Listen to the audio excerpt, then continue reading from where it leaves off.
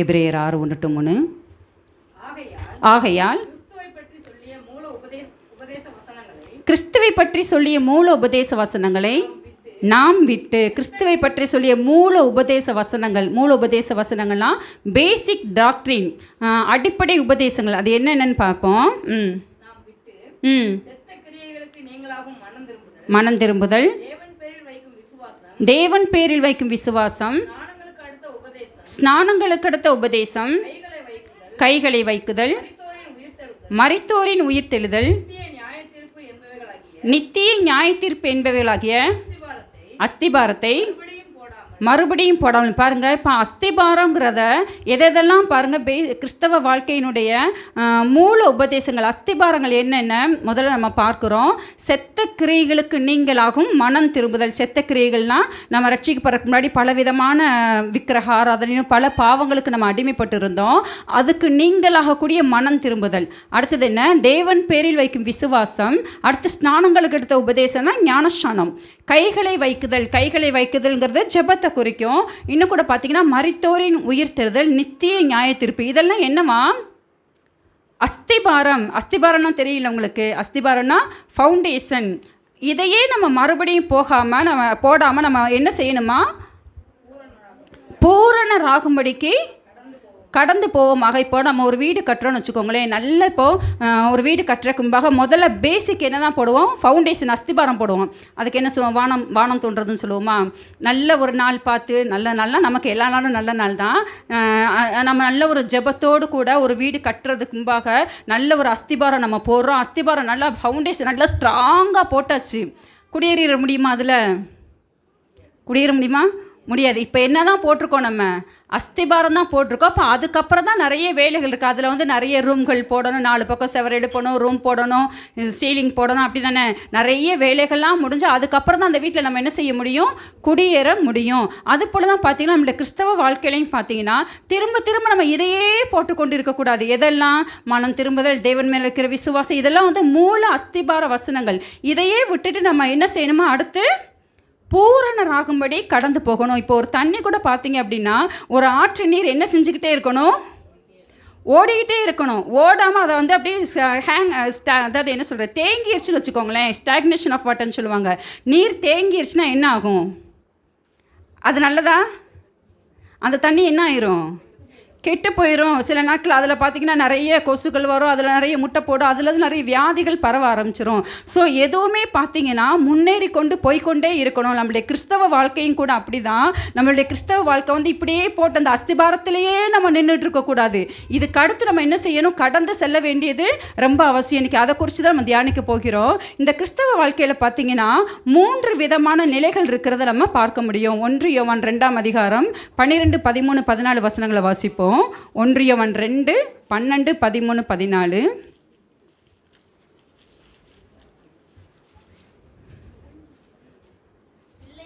பிள்ளைகளே, அவருடைய நாமத்தின் நிமித்தம் உங்கள் பாவங்கள் மன்னிக்கப்பட்டிருக்கிறதினால் உங்களுக்கு எழுதுகிறேன். பிதாக்களே, ஆதி முதல் இருக்கிறவரை நீங்கள் அறிந்திருக்கிறதினால் உங்களுக்கு எழுதுகிறேன். வாலிபரே, பொல்லாங்கனை நீங்கள் ஜெயித்ததினால் உங்களுக்கு எழுதுகிறேன். பிள்ளைகளே, நீங்கள் பிதாவை அறிந்திருக்கிறதினால் உங்களுக்கு எழுதுகிறேன். பிதாக்களே, ஆதி முதல் இருக்கிறவரை நீங்கள் அறிந்திருக்கிறதினால் உங்களுக்கு எழுதுகிறேன். நீங்கள் பலவான்களாய் இருக்கிறதினாலும் தேவ வசனம் உங்களில் நிலைத்திருக்கிறதினாலும் நீங்கள் பொல்லாங்கனை ஜெயித்ததினாலும் உங்களுக்கு எழுதுகிறேன். இப்போ நம்ம வாசித்த இந்த 3 வசனத்தில் பார்த்தீங்கன்னா 3 கேட்டகரியான பீப்புள்ஸை நம்ம பார்க்குறோம்.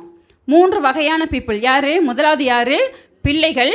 2வது வாலிபர். 3வது பிதாக்கள். இப்போ நம்ம ஆவிக்குரிய வாழ்க்கையில் பார்த்தீங்கன்னா 3 நிலைகள் இருக்கிறது. இதுக்கு வந்து வயசை வச்சு இந்த நிலைகள் நம்ம தீர்மானிக்க முடியாது. சரியா? நம்ம எப்போ ரட்சிக்கப்படுறோமோ, இயேசுடைய சொந்த தெய்வமாக ஏற்றுக்கொள்ளுமோ, அப்போ தான் நம்ம கிறிஸ்துவுக்குள்ளாக நம்ம பிறக்கிற அனுபவம். அப்போ அது என்ன அனுபவம்? பிள்ளைகளுடைய அனுபவம். நான் திரும்பவும் சொல்கிறேன், இது வயதை வச்சு நிர்ணயிக்கக்கூடிய ஸ்டேஜஸ் கிடையாது. நம்ம ஆவிக்குரிய அனுபவத்தை வச்சு வரக்கூடியதான நிலைகள், புரியுதா? இப்போ இதில் 3 நிலைகளை நம்ம பார்க்கிறோம். முதலாவது பிள்ளைகள், 2வது வாலிபர், 3வது பிதாக்கள். அப்போது பிள்ளைகளாக இருக்கிறவங்க அடுத்து எந்த அனுபவத்துக்கு வரணும்? வாலிபருடைய அனுபவத்துக்கு வரணும். வாலிபருடைய அனுபவத்தில் இருக்கிறவங்க அடுத்து பிதாக்களுடைய அனுபவத்துக்கு வரணும். இப்போ நம்ம ஜெபம்லாம் முடிஞ்சிருச்சு, நம்ம இப்போ வசனத்தை தியானிச்சுட்டு இருக்கோம். அதனால எல்லோரும் கண்ணை திறந்தே நம்ம வசனத்தை கேட்கலாம், சரியா? இப்போ பிள்ளைகள் பார்க்குறோம். இந்த இடத்துல 3 ஸ்டேஜஸ் நம்ம பார்க்குறோம். அந்த 3 ஸ்டேஜஸில் அவங்க எப்படிப்பட்டவங்களா இருக்கிறாங்க பாருங்கள். இப்போ பிள்ளைகள் அப்படின்னா பிள்ளைகளை குறித்து என்ன சொல்லப்பட்டிருக்குன்னா, அடுத்தடுத்து பார்த்திங்கன்னா முதல்ல பிள்ளைகள், அடுத்து பிதாக்கள், அடுத்து வாலிபர், திரும்ப பிள்ளைகள், இப்படி 3 வசனத்தில் வரும். அந்த 3ஐயும் சேர்த்து நான் சொல்கிறேன். நான் இப்போ பிள்ளைகள்னு சொல்லி போட்டிருக்கும்போது பிள்ளைகளுக்கு என்ன அனுபவம் போட்டிருக்குது? பாவங்கள் மன்னிக்கப்பட்டிருக்கிறது. பிள்ளைகளே, உங்கள் பாவங்கள் உங்களுக்கு மன்னிக்கப்பட்டிருக்கிறதுனால் உங்களுக்கு எழுதுகிறேன். அடுத்தது பார்த்தீங்கன்னா, நீங்கள் பிதாவை அறிந்திருக்கிறீர்கள். பிள்ளைகளுக்கு என்ன அனுபவம் போட்டிருக்கு? முதலாவது பாவங்கள் மன்னிக்கப்பட்டிருக்கிறது, 2வது பிதாவை அறிந்திருக்கிறீர்கள். இப்போ பிள்ளைகள் அப்படின்னா கிறிஸ்துவுக்குள்ளாக முதலாக, அதாவது ஆண்டவரை ஏற்றுக்கொண்ட ஆரம்ப நாட்கள். இதுதான் ஆவிக்குரிய வாழ்க்கையினுடைய பிள்ளைகளுடைய அனுபவம். இந்த பிள்ளைகளுடைய அனுபவம் இருக்கிறவங்களுக்கு இவங்களுக்கு என்ன அனுபவம்னு கேட்டிங்கன்னா, இவங்களுடைய பாவங்கள் என்ன செஞ்சுருக்குது? மன்னிக்கப்பட்டிருக்குது. எத்தனை பேர்த்துக்கு அந்த நிச்சயம் இருக்குது? என்னுடைய பாவங்கள்லாம் மன்னிக்கப்பட்டிருக்குது அப்படிங்கிற பாவ மன்னிப்பு நிச்சயம் எல்லாத்துக்கும் இருக்குல்ல. அதுதான் ரட்சிக்கப்பட்ட ஒரு அனுபவம். இப்போ பிள்ளைகளுக்கு பார்த்தீங்கன்னா இந்த அனுபவம் இருக்கும். 2வது பிதாவை அறிந்திருக்கிறீர்கள். பிதாவை அப்படின்னா என்ன அப்படின்னா, அதாவது ஒரு பிள்ளைக்கு முதல்ல யாரை நல்லா தெரியும்? தாய் தகப்பனை தான் நல்லா தெரியும், அம்மாவா இல்லையா? ஏன்னா வயிற்றுக்குள்ளே இருக்கும்போதே அதிகமாக அது யாருடைய சத்தத்தை கேட்டிருக்கும்? அந்த தாய் தகப்பனுடைய சத்தத்தை அது கேட்டிருக்கும். வெளியில் வந்ததுக்கப்புறம் அதுக்கு அதிகமாக கேர் எடுக்கிறது அந்த தாய் தகப்பன் தான். இப்போ முதல்ல ஒரு பிள்ளை அறிந்து கொள்வது யாரை தான் அறிந்து கொள்ளும்? தன்னுடைய பேரண்ட்ஸை தான் அறிந்து கொள்ளும். அதுக்கப்புறம் தான் மற்ற சொந்த பந்தங்களை குறித்து அறிந்து கொள்ள முடியும். அப்போ நீங்கள் பார்த்தீங்க அப்படின்னா அது போல தான் ரட்சிக்கப்பட்டவங்க பிதாவை அவங்க என்ன செஞ்சுருப்பாங்க? நன்ற ஒரு பிள்ளை அதாவது எப்படி சொல்ல, ஒரு பேரண்ட்ஸ் ஒரு குழந்தைகிட்ட அதிகமாக அவங்க எதை வெளிப்படுத்துவாங்க? தன்னுடைய அன்பை வெளிப்படுத்துவாங்க. பிள்ளை ஒரு சின்ன சேட்டை பண்ணால் கூட உடனே அவங்க என்ன செஞ்சிடறது? கோவப்பட்டு உடனே பிள்ளையை டம்முடிமுடின்னு போட்டு அடிப்போமா? நம்ம குழந்தைய சொல்கிறேன் நான். பெரிய பிள்ளையை சேட்டை பண்ணுறதுங்கிறது வேறு. அப்போது அது சில தவறுகள் செய்தால் கூட அதை சகித்து கொண்டு பிள்ளை எடுத்து நம்ம எதைத்தான் வெளிப்படுத்துகிறோம்? அன்பைத்தான் நம்ம வெளிப்படுத்துகிறோம். இதுதான் பார்த்திங்கன்னா பிள்ளைகளுடைய ஒரு அனுபவம். இப்போ இந்த பிள்ளைகளுக்கு என்ன இருக்குது? ரட்சிக்கப்பட்ட நாட்களில் அவங்களுடைய பாவங்கள் மன்னிக்கப்பட்டிருக்க இந்த நிச்சயம் இருக்குது. அது மாத்திரமல்ல, தேவனுடைய அன்பை இந்த பிள்ளைகள் அதிகமாக ருசிப்பாங்க. அப்படி தானே? தேவன் எடுத்தோன்னு அடிச்சிருவா. இப்போ ஒரு குழந்தை ஒரு சின்ன தப்பு பண்ணிச்சு போட்டு அடின்னு அடிச்சிருவோமா? நம்ம அடிக்க மாட்டோம். ஒரு தப்பு பண்ணாலுமே சரி, குழந்தை அது தெரியாமல் செய்துன்னு சொல்லி அதை நம்ம அதை என்ன செய்வோம்? அதை மன்னித்து நம்ம அன்பாக நடத்துவோம். இதுதான் பார்த்திங்கன்னா பிள்ளைகளுடைய அனுபவம். சில வேளைகளில் பார்த்திங்கன்னா ரட்சிக்கப்பட்ட புதியில் சில காரியங்கள் விழுந்து எந்திரிப்பாங்க, சில தவறுகளை செய்வாங்க. ஆனால் தேவன் அவங்கள உடனே என்ன செஞ்சுறது இல்லை? தண்டிக்கிறது இல்லை. கர்த்தர் அவங்கள அன்பாக சில சிச்சைகளை கொடுத்து சில தேவன் அன்பாக நடத்துகிறார். இது பிள்ளைகளுடைய அனுபவம். இப்படி இந்த அனுபவத்திலே வாழ்ந்து முடிச்சிட முடியுமா? நம்ம எபிரேயர் 5ஆம் அதிகாரம் 10, 11, 12 வசனங்களை வாசிப்போம். எபிரேயர் 5, 10, 11, 12. 5, 10, 11. வாசிங்க.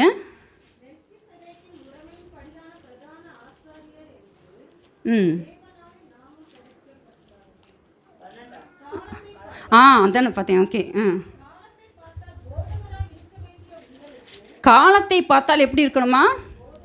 போதகராக இருக்க வேண்டிய உங்களுக்கு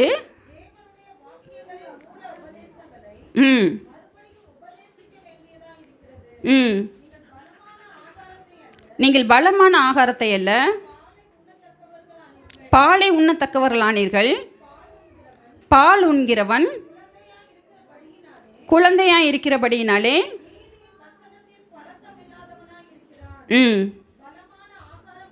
பலமான ஆகாரமானது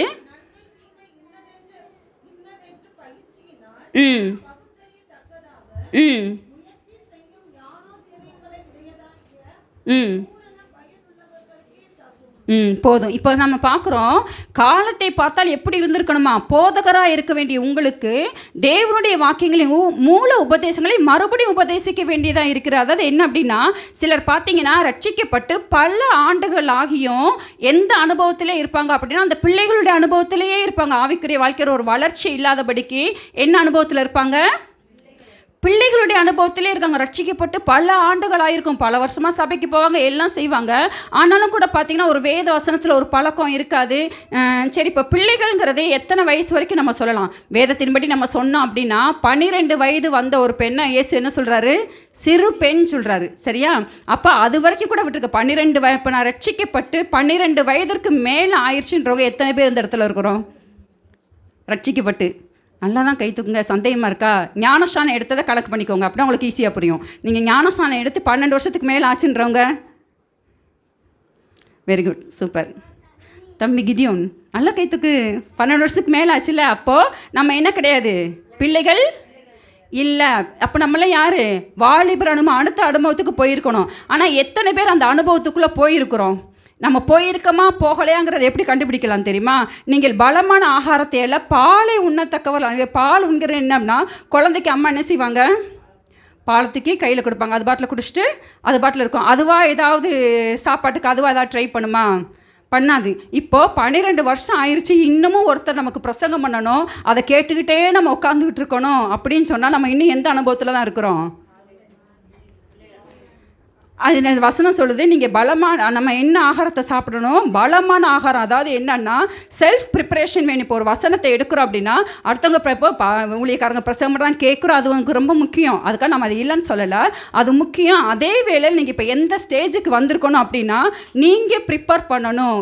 அதாவது செல்ஃப் ப்ரிப்பரேஷன், மெடிடேஷன் பண்ணி இப்போ அடுத்த வாரம் ஒரு 10 நிமிஷம் இந்த வசனத்தை குறித்து நீங்கள் பேசணும்னு சொன்னால் எத்தனை பேர் ஆயத்தமாக இருக்கிறீங்க?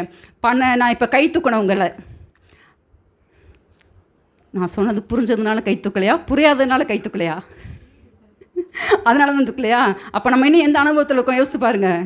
ஒருத்தர் கூட கை தூக்கலை. அடுத்த வாரம் ஒரு 10 நிமிஷத்துக்கு இந்த வசனத்தை குறித்து நீங்கள் பேசணும்னு சொன்னால் நான் தைரியமாக பேசுகிறேன்னு சொல்கிறவங்க மாத்திரம்.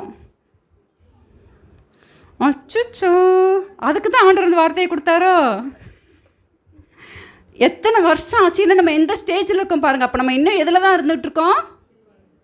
பிள்ளைகள் அனுபவத்தில் இருக்கோம். இப்படி இருக்க கூடாது. பூரண ராகும்படி கடந்து போவோம் அப்படின்னா ஆவிக்குரிய வாழ்க்கையில் நமக்கு என்ன வேணும்? ஒரு வளர்ச்சி வேணும். அப்போ நம்ம அடுத்து எந்த அனுபவத்துக்குள்ளே வரணும்? வாலிபர் அனுபவத்துக்குள்ளே நம்ம கட்டாயமாக வரணும். ஒரு வாலிபர் அனுபவங்கிறத அதுக்கு பாருங்கள், ஒரு வாலிபர் அனுபவத்தில் நம்ம இருக்கோமாங்கிறத எப்படி நம்ம ஐடென்டிஃபை பண்ணலான்னா, இந்த 2 வசனத்தையும் வாசித்தோன்னா அந்த வாலிபர்களுக்குள்ளே தேவ வசனம் நிலைத்திருக்கிறதாம். வாலிபர்களுக்குள்ள என்ன நினைச்சிருக்குது? தேவ வசனம் நிலைத்திருக்கு. அது மாத்திரமல்ல, அவங்க பலவான்களாக இருக்கிறார்கள். பலவான்கள்னால் சரீரத்தில் இல்லை, ஆவியில் அவங்க எப்படிப்பட்டவங்களாக இருக்கிறாங்க? பலவான்களாக இருக்கிறாங்க. பொல்லாங்கனை நீங்கள் ஜெயித்ததினால் உங்களுக்கு எழுதுகிறேன் இருக்குது. அப்போது ஆவிக்குரிய வாழ்க்கையில் இந்த வாலிபர் அனுபவத்தில் இருக்கிறவங்க எப்படிப்பட்டவங்களாக இருப்பாங்க அப்படின்னா, அவங்களுக்குள்ள என்ன நிலைத்திருக்கும்? தேவ வசனம் நிலைத்திருக்கும். அவங்க பலவான்களாக இருப்பாங்க, ஆவியில் பலவான்களாக இருப்பாங்க. மாத்திரமல்ல, அவங்க பொல்லாதவன் அவங்க என்ன செய்வாங்க? ஜெயிக்கிறவங்களா இருக்காங்க. இப்படிப்பட்ட அனுபவம் உள்ளவங்க எந்த அனுபவத்தில் இருக்கிறாங்க? வாலிபர் அனுபவத்தில் இருக்காங்க. எத்தனை பேருக்குள்ள இந்த அனுபவம் இருக்குது? எனக்குள்ள தேவ வசனம் நிலைச்சிருக்குது, நான் ஆவியில் பலவானாக இருக்கிறேன், எனக்கு விரோதமாக வர்ற சத்துருவை நான் ஜெயிக்கிறேன். இந்த அனுபவம் எத்தனை பேத்துக்குள்ளே இருக்குது? என்னங்க யாருக்குள்ளுமே இல்லையா? Very good, super, very good, super. இப்போ நமக்கே தெரியும், சரியா? அப்போ நமக்குள்ளே இந்த அனுபவம் இருந்தால் இப்போ நம்ம எந்த அனுபவத்தில் இருக்கிறோன்னு அர்த்தம்? ஆவிக்குரிய வாழ்க்கையில் வாலிபர் அனுபவத்தில் இருக்க ஒரு வசனத்தை நம்ம வாசிப்போம். சங்கீதம் 119 9ஆம் அதிகாரம்.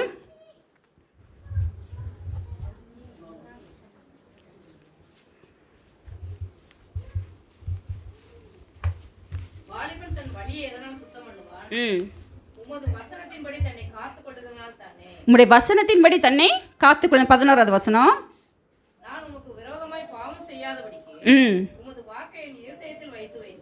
போது இன்னொரு வசனம் கூட வாசிப்போம். சங்கீதம் 127 4 5.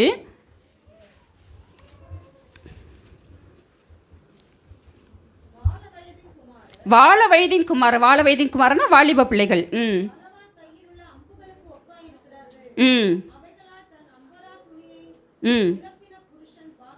அவைகளால் தன் அம்பரா துணியை நிரப்பின புருஷன் பாக்கியவான்.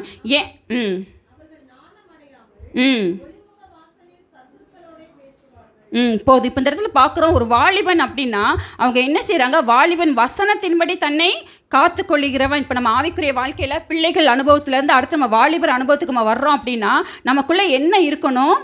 தேவனுடைய வசனம் இருக்கணும். அந்த வசனம் இருந்தால் தான் நம்ம பாவத்தை என்ன செய்ய முடியும்? ஜெயிக்க முடியும். அது மாத்திரமல்ல, பலவான் கையில் உள்ள அம்புகளுக்கு ஒப்பானவன் அப்படின்னா, அதாவது தேவனுடைய கரத்தில் பயன்படக்கூடியதான ஒரு ஆயுதமாக யார் இருக்கிறா? வாலிபர்கள் இருக்கிறாங்க. கர்த்தர் என்ன செய்கிற ஒரு சாத்தானுடைய கிரியைகள் அழிக்கப்படுவதற்கு கர்த்தர் யாரை தான் பயன்படுத்த முடியும்? பலம் உள்ளவர்களை தான் கர்த்தர் என்ன செய்ய முடியும்? பயன்படுத்த முடியும். அப்போ இந்த வசனத்தை நம்ம வாசிக்கிற ஒரு வாலிபர்னா அவங்க 3 வித அனுபவங்கள். ஒன்று, அவங்களுக்குள்ள தேவ வசனம் நிலச்சிருக்கணும். 2வது, அவங்க பலவான்களாக இருக்கணும். 3வது, பொல்லாதவனை ஜெயிக்கிறவங்களாக இருக்கணும். இப்படிப்பட்ட அனுபவம் தான் வாலிப அனுபவம். இது இப்போ சிலர் இப்போ வாலிப அனுபவத்தில் நம்ம இருக்கிற வசனத்தை பார்க்கும்போது நமக்கே தெரியும் நம்ம எந்த அனுபவத்தில் இருக்கிறோங்கிறது. இந்த வாலிப அனுபவத்தோடு முடிஞ்சிருச்சா அப்படின்னா இல்லை. அடுத்து ஒரு அனுபவம் இருக்குது. என்ன அனுபவம்? பிதாக்களுடைய அனுபவம். இந்த பிதாக்களுடைய அனுபவத்தை குறித்து நீங்கள் பார்த்தீங்க அப்படின்னா ஒரே ஒரு வார்த்தை தான் அதில் போடப்பட்டிருக்கு. என்னன்னு கேட்டிங்கன்னா, ஆதி முதல் இருக்கிறவரை நீங்கள் அறிந்திருக்கிறபடினால் உங்களுக்கு எழுதுகிறேன். பாருங்கள், நம்ம பிள்ளைகளை குறித்து பார்த்தோம். பிள்ளைகளுக்கு கூட 2 காரியங்கள் போட்டிருக்கு. என்ன போட்டிருந்துச்சு? உங்கள் பாவங்கள் மன்னிக்கப்பட்டு இருக்கிறபடி உங்களுக்கு எழுதுகிறேன், நீங்கள் பிதாவை அறிந்திருக்கிறபடினால் உங்களுக்கு எழுதுகிறேன். வாலிபரை குறித்து நம்ம பார்த்தோம். 3 காரியங்கள் போடப்பட்டிருந்துச்சு. என்ன சொல்லுங்கள்? Very good. வசனம் நினைச்சிருக்குது. பலவான்களாக இருக்கிறோம், பொல்லாதன ஜெயிக்கிறோம். வாலிபருக்கு இந்த 3 அனுபவம். ஆனால் இந்த பிதாக்கள் அடுத்த ஸ்டேஜ் அவங்களுக்கு பார்த்தீங்கன்னா ஒரே வார்த்தையில் ஆண்டவர் முடிச்சிட்டார். என்னது? நீங்கள் ஆதி முதல் இருக்கிறவரை அறிந்திருக்கிறபடி நான் உங்களுக்கு எழுதியிருக்கிறேன்னு சொல்லி இந்த வசனத்தை தியானிக்கு போய் இது எனக்கு கொஞ்சம் வித்தியாசமாக இருந்துச்சு. ஆனால் அப்போ தான் ஆண்டவர் எனக்கு சில விளக்கங்களை கொடுக்கும்போது ரொம்ப ஆச்சரியமாக இருந்துச்சு. இது சாதாரண ஒரு காரியம் கிடையாது. ஆதி முதல் இருக்கிறவரை அறிந்திருப்பவர்கள் சொல்லி ஒரே லைனில் போட்டாலும், ஆதி முதல் இருக்கிறவர்னா பிதா, குமாரன், பரிசுத்தவன், திருத்துவ தேவனை குறித்ததான அறிவு உள்ளவர்கள் தான் யாரு? பிதாக்கள். இப்போ தேவனை குறித்த அறிவினை இப்போ நம்ம பிள்ளைகளை குறித்து நம்ம பார்த்தோம். பிதாவை நீங்கள் அறிந்திருக்கிறபடினால் அப்படின்னா ஒரு பிள்ளைக்கு பேரண்ட்ஸுடைய அன்பு மாத்திரம்தான் தெரியும். ஆமாவா இல்லையா? ஒரு குழந்தைக்கு தேவனுடைய அன்பு மாத்திரம்தான் தெரியும். ஆனால் இந்த இடத்துல பிதாக்களை குறித்து நம்ம பார்த்தோம் அப்படின்னா, ஆதி முதல் இருக்கிறவரை நீங்கள் அறிந்திருக்கிறபடினால் தேவனுடைய ஒரு புறம் மாத்திரம் கிடையாது, தேவனை குறித்த அறிவு. ஒரு பக்கம் அவர் அன்புள்ளவர், இன்னொரு பக்கம் அவர் எப்படி உள்ளவர்? கண்டிப்புள்ளவர், நம்மளை சிட்சிக்கிற தேவன். புரியுதா உங்களுக்கு? அப்போ தேவனை குறித்து முழுமையான ஒரு அறிவு பெற்றவங்க தான் யாரு? பிதாக்கள். நான் சொல்கிறது உங்களால் புரிஞ்சுக்க முடியுதா? புரியுதா உங்களுக்கு? அப்போ இந்த ஆவிக்குரிய வளர்ச்சி நம்ம வாழ்க்கையில் ரொம்ப அவசியம். இந்த பிதாக்களுக்கு ஒரே லைனில் போட்டாலும் இது சாதாரண காரியம் கிடையாது. திருத்துவ தேவனை குறித்த அறிவு நமக்குள்ளே வர வேண்டியது அவசியம். அப்படி அந்த அறிவு உள்ளவங்க தான் யார்? பிதாக்களுடைய அனுபவத்தில் இருக்கிறவங்க. ஒரு வருஷத்தை நம்ம வாசித்தோன்னா 1 கொரிந்தியர் 2:15 இந்த பிதாக்கள் அனுபவத்தில் இருக்கிறவங்க எப்படி இருப்பாங்கன்னு பாருங்கள். 1 கொரிந்தியர் 2:15.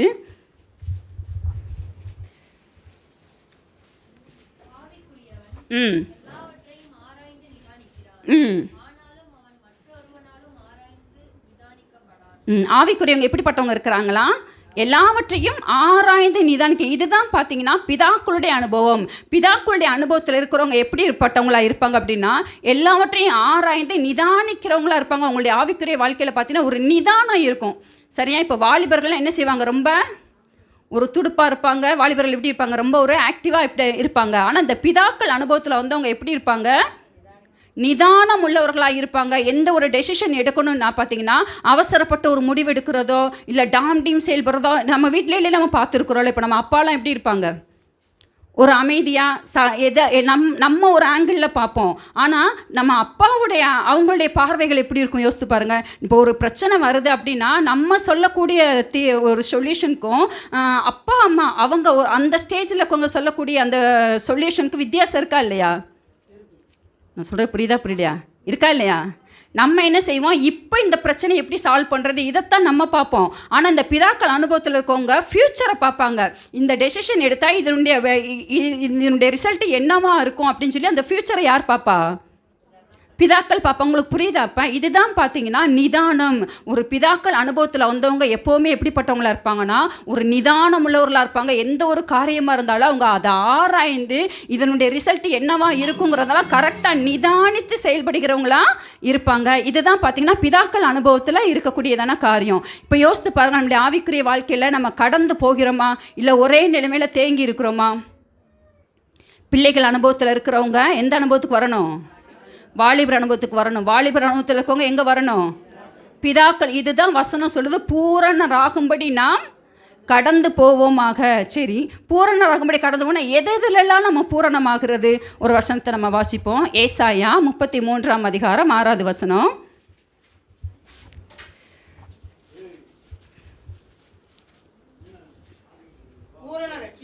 பூரண ரட்சிப்பும் ஞானமும் அறிவும் போதும். இப்போ இந்த இடத்துல பார்க்குறோம், என்ன ரட்சிப்பான்? பூரண ரட்சிப்பு. முதல்ல வந்து நம்ம பூரணராகும்படி கடந்து போவோம்னா எதில் பூரணம் வரணும்னா முதல்ல நம்முடைய ரட்சிப்பில் ஒரு பூரணம் வரணும். பூரண ரட்சிப்பு. அப்போ தேவன் நமக்கு கொடுத்த ரட்சிப்பு அறகுறையான ரட்சிப்பா? இல்லை. கர்த்தர் நமக்கு கொடுத்த ஒரு ரட்சிப்பு முழுமையான ஒரு ரட்சிப்பு. இப்போ ஒரு குழந்தை பிறக்குது, அந்த குழந்தை பிறக்கும் போதே பார்த்தீங்கன்னா அது எப்படி தான் பிறக்குது? முழுமையாக தான் பிறக்குது. ஒரு குழந்தை வந்து கருத்தரிக்கும் போது பார்த்தீங்கன்னா தாயின் வயிற்றில் வந்து சொல்கிறாங்க குழந்தை உண்டாயிருச்சு அப்படின்னு சொல்லி சொல்கிறாங்க. உடனேக்கு நம்ம கையில் கொடுத்துருவாங்களா? கொடுக்க மாட்டாங்க. 10 மாதம் அந்த குழந்தை தாயின் வயிற்றிலிருந்து சரியான விதத்தில் என்ன செய்யணும்? உருவாகணும். அதுக்கு எல்லா ஆர்கன்ஸும் வரணும். அது கரெக்டாக உருவாகி முழுமையானதுக்கு அப்புறம் தான் அந்த குழந்தைய 10 மாதம் கழித்து நம்ம கண்ணில் பார்க்க முடியும். பிறக்கும்போது இப்போ சரி ஓகே, ஒரு குழந்தை பிறக்கும்போது எப்படி இருக்கோ முழுமையாக தான் பிறக்குதுன்றதுக்கு நான் சொல்கிறேன். பிறக்கும்போது எத்தனை கண்களோடு பிறக்குது? 2 கண், 2 காது, 2 மூக்கு, இல்லை ஒரு மூக்கு தான். சரியா? வளரும்போது தான் அது எப்படி தான் இருக்குது? வளரும்போது எப்படி தான் இருக்குது? ஒரு கண் எக்ஸ்ட்ரா வருதா? ஒரு மூக்கு எக்ஸ்ட்ராவாக வருதா? இல்லை. அப்போது ஒரு குழந்தை பிறக்கும் போதே முழுமையாக தான் பிறக்குது. ஆனால் அதுக்கு என்ன வேணும்? ஒரு வளர்ச்சி வேணும். சரீரத்துக்கு பார்த்திங்கன்னா 21 வயது வரைக்கும் சில வளர்ச்சிகள் இருக்கும் அப்படின்னு சொல்லி சொல்கிறாங்க. நம்ம ஒரு குழந்தை பிறந்தோன்னா அதுக்கிட்ட நம்ம ஒரு வளர்ச்சியை எதிர்பார்க்குறோமா இல்லையா? எப்போ இருந்தே எதிர்பார்க்க ஆரம்பிச்சிருவோம். எப்போ இருந்தே எந்த மந்த்லேருந்து எதிர்பார்க்க ஆரம்பிச்சிருவோம்?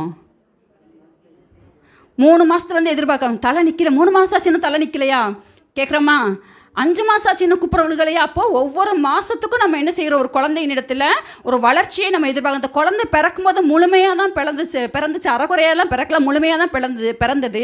முழுமையாக பிறந்தாலும் அதனிடத்தில் வந்து ஒவ்வொரு நாட்களுக்கும் அதுக்கு என்ன வேணும்? ஒரு வளர்ச்சி கண்டிப்பாக வேணும். அதுபோல் நம்ம ஆவிக்குரிய வாழ்க்கையில், அதாவது நம்ம ரட்சிக்கப்பட்டது உண்மைதான். கர்த்தர் நம்ம கொடுத்த ரட்சிப்பு முழுமையான ரட்சிப்பு தான். ஆனால் அந்த ரட்சிப்பு என்ன செய்யணும்? ஒவ்வொரு நாளும் பூரணத்தை நோக்கி போகணும். நம்ம ஒரு வசனத்தை வாசித்தா உங்களுக்கு புரியும். பிலிப்பியர் 2ஆம் அதிகாரம் 12வது வசனம் வாசிப்போம்.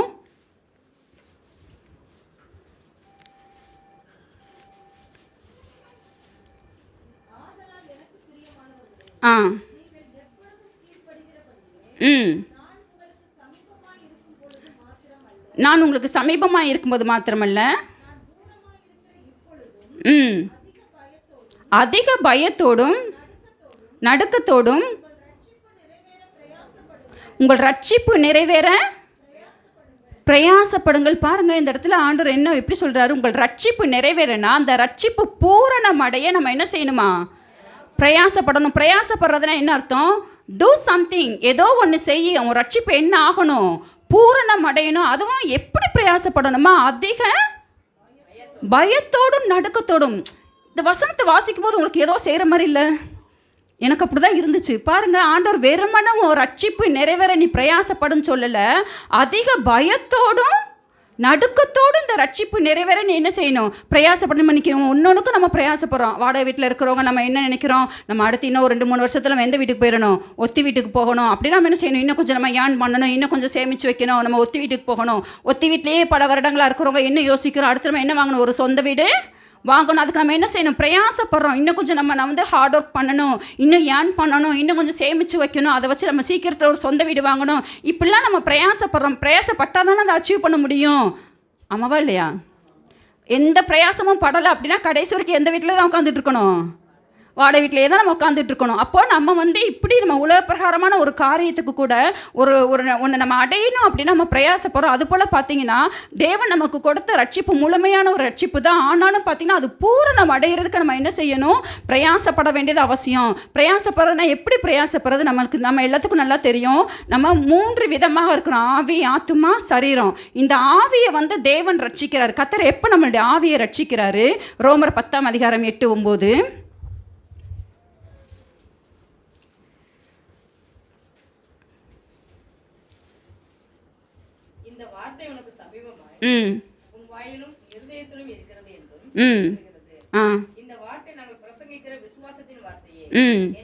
என்னவென்றால் கர்த்தராகிய இயேசுவை நீ உன் வாயினாலே அறிக்கையிட்டு உன் இருதயத்திலே விசுவாசித்தால் ரட்சிக்கப்படுவாய்.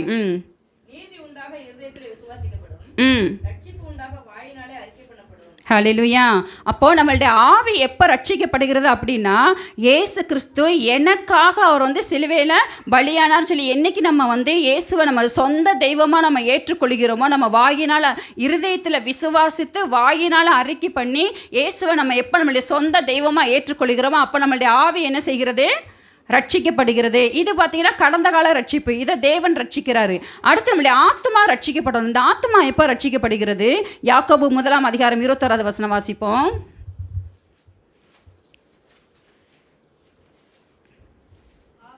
ஆகையால்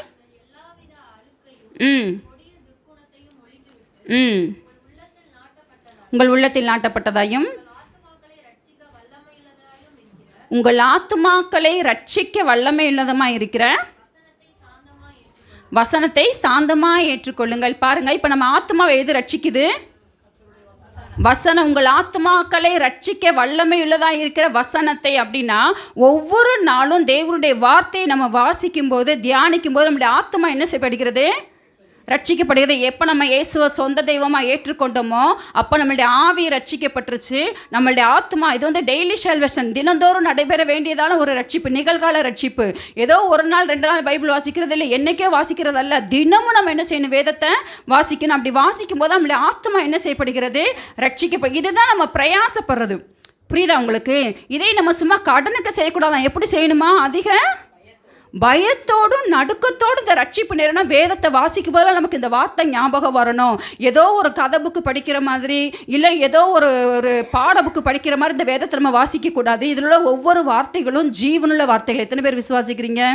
இந்த வார்த்தை நம்மளோட கூட பேசக்கூடிய வார்த்தைகள். அப்போ வேதத்தை நம்ம கையில் எடுப்போம் ஒரு பயபக்தியோடு கூட, தேவனை நீங்கள் என்னோடு கூட பேசுங்க, என்ற குறைகளை எனக்கு உணர்த்துங்க, இந்த ஒரு நோக்கத்தோடு ஒரு பயத்தோடு பக்தியோடு நம்ம வாசித்தோம் அப்படின்னா இந்த வார்த்தை நம்மளுடைய ஆத்மாவை என்ன செய்கிறது? ரட்சிக்கிறது. இது ஆத்ம ரட்சிப்பு. அடுத்து ஒரு ரட்சிப்பு இருக்குது, சரீர ரட்சிப்பு. எபிரேயர் 9:27-28 வாசிப்போம். எபிரேயர் 9:27-28. அன்றியும்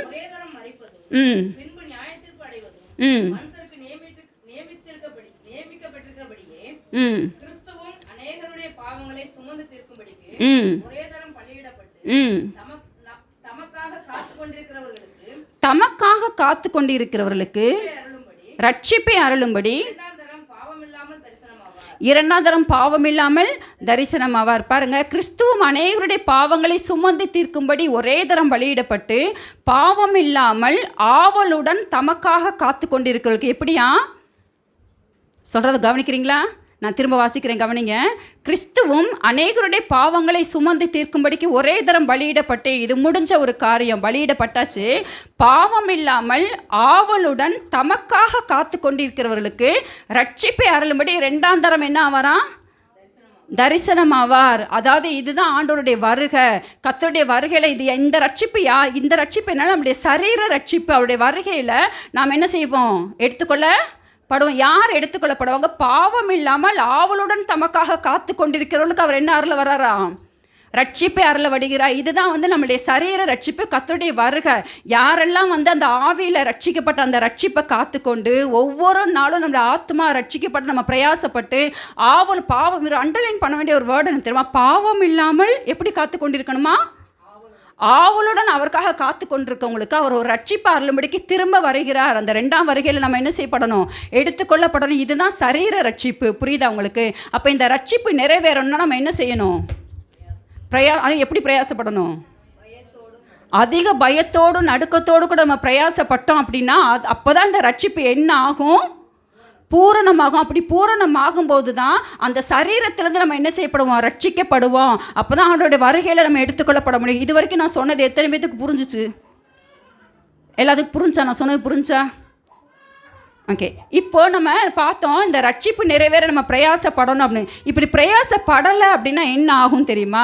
ரட்சிக்கப்பட்டுட்டோம், அடுத்து நம்ம எந்த ஸ்டெப்புமே எடுக்கலை, ஏதோ கடனுக்கு பைபிள் வாசிக்கிறோம், ஏதோ கடமைக்கு நம்ம சர்ச்சுக்கு போயிட்டுருக்குறோம். இந்த ரட்சிப்பு நிறைவேற நம்ம, அதாவது நான் என்ன சொல்ல வரேன்னா, ஏன் வேதம் அதிக பயத்தோடும் நடுக்கத்தோடும் இந்த ரட்சிப்பு நிறைவேற பிரயாசப்படுங்கள் ஆண்டவர் சொன்னார் அப்படின்னா, நம்ம அப்படி பிரயாசப்படலைன்னா என்ன ஆகும் தெரியுமா? எபிரேயர் 6ஆம் அதிகாரம் 4லிருந்து 6 வரைக்கும் வாசிப்போம்.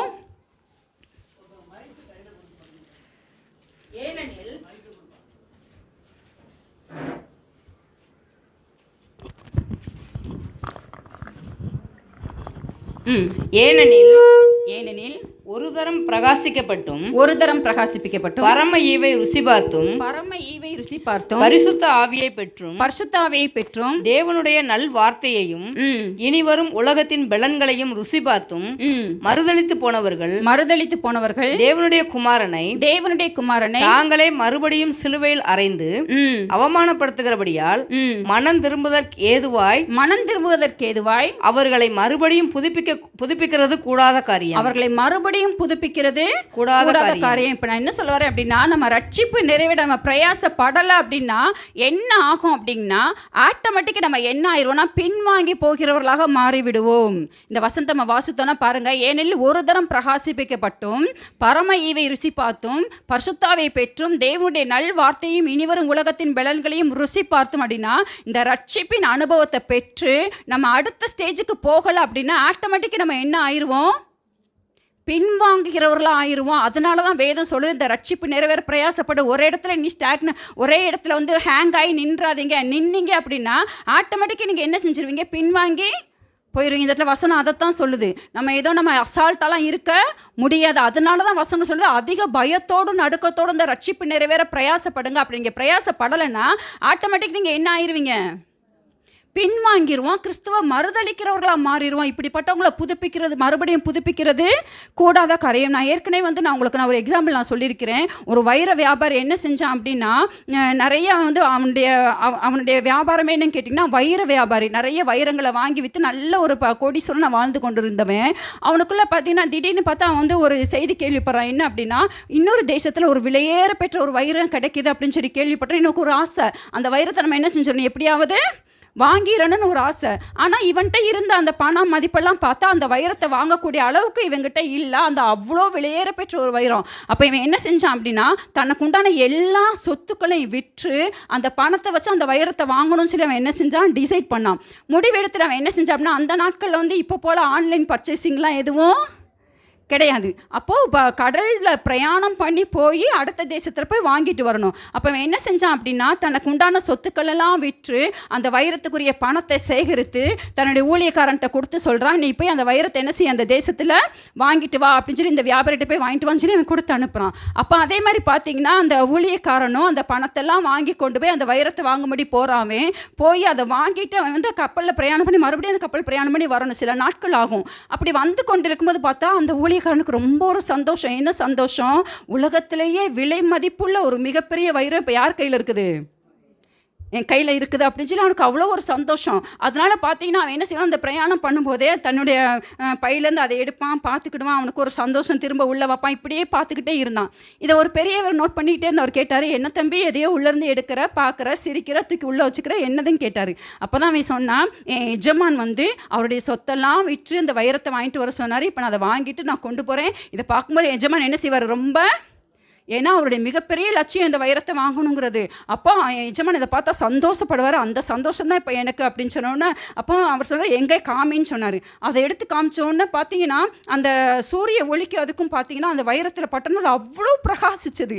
அப்போ அந்த கப்பலில் அவனோட கூட பிரயாணம் பண்ண எல்லாருக்கும் பார்த்தீங்கன்னா ரொம்ப ஒரு சந்தோஷம். சரி, எவ்வளோ பெரிய விலையேற பெற்ற வைரம்னு சொல்லிட்டு. அப்போ இவனுக்குள்ளே பார்த்தீங்கன்னா எல்லாரும் நம்மளை பார்க்குறாங்கன்னு அவனுக்குள்ள ஒரு பெருமை வந்துருச்சு. அவன் என்ன செஞ்சான் அப்படின்னா, அந்த வைரத்தை இப்படியே தூக்கி போட விளையாட ஆரம்பித்தான்.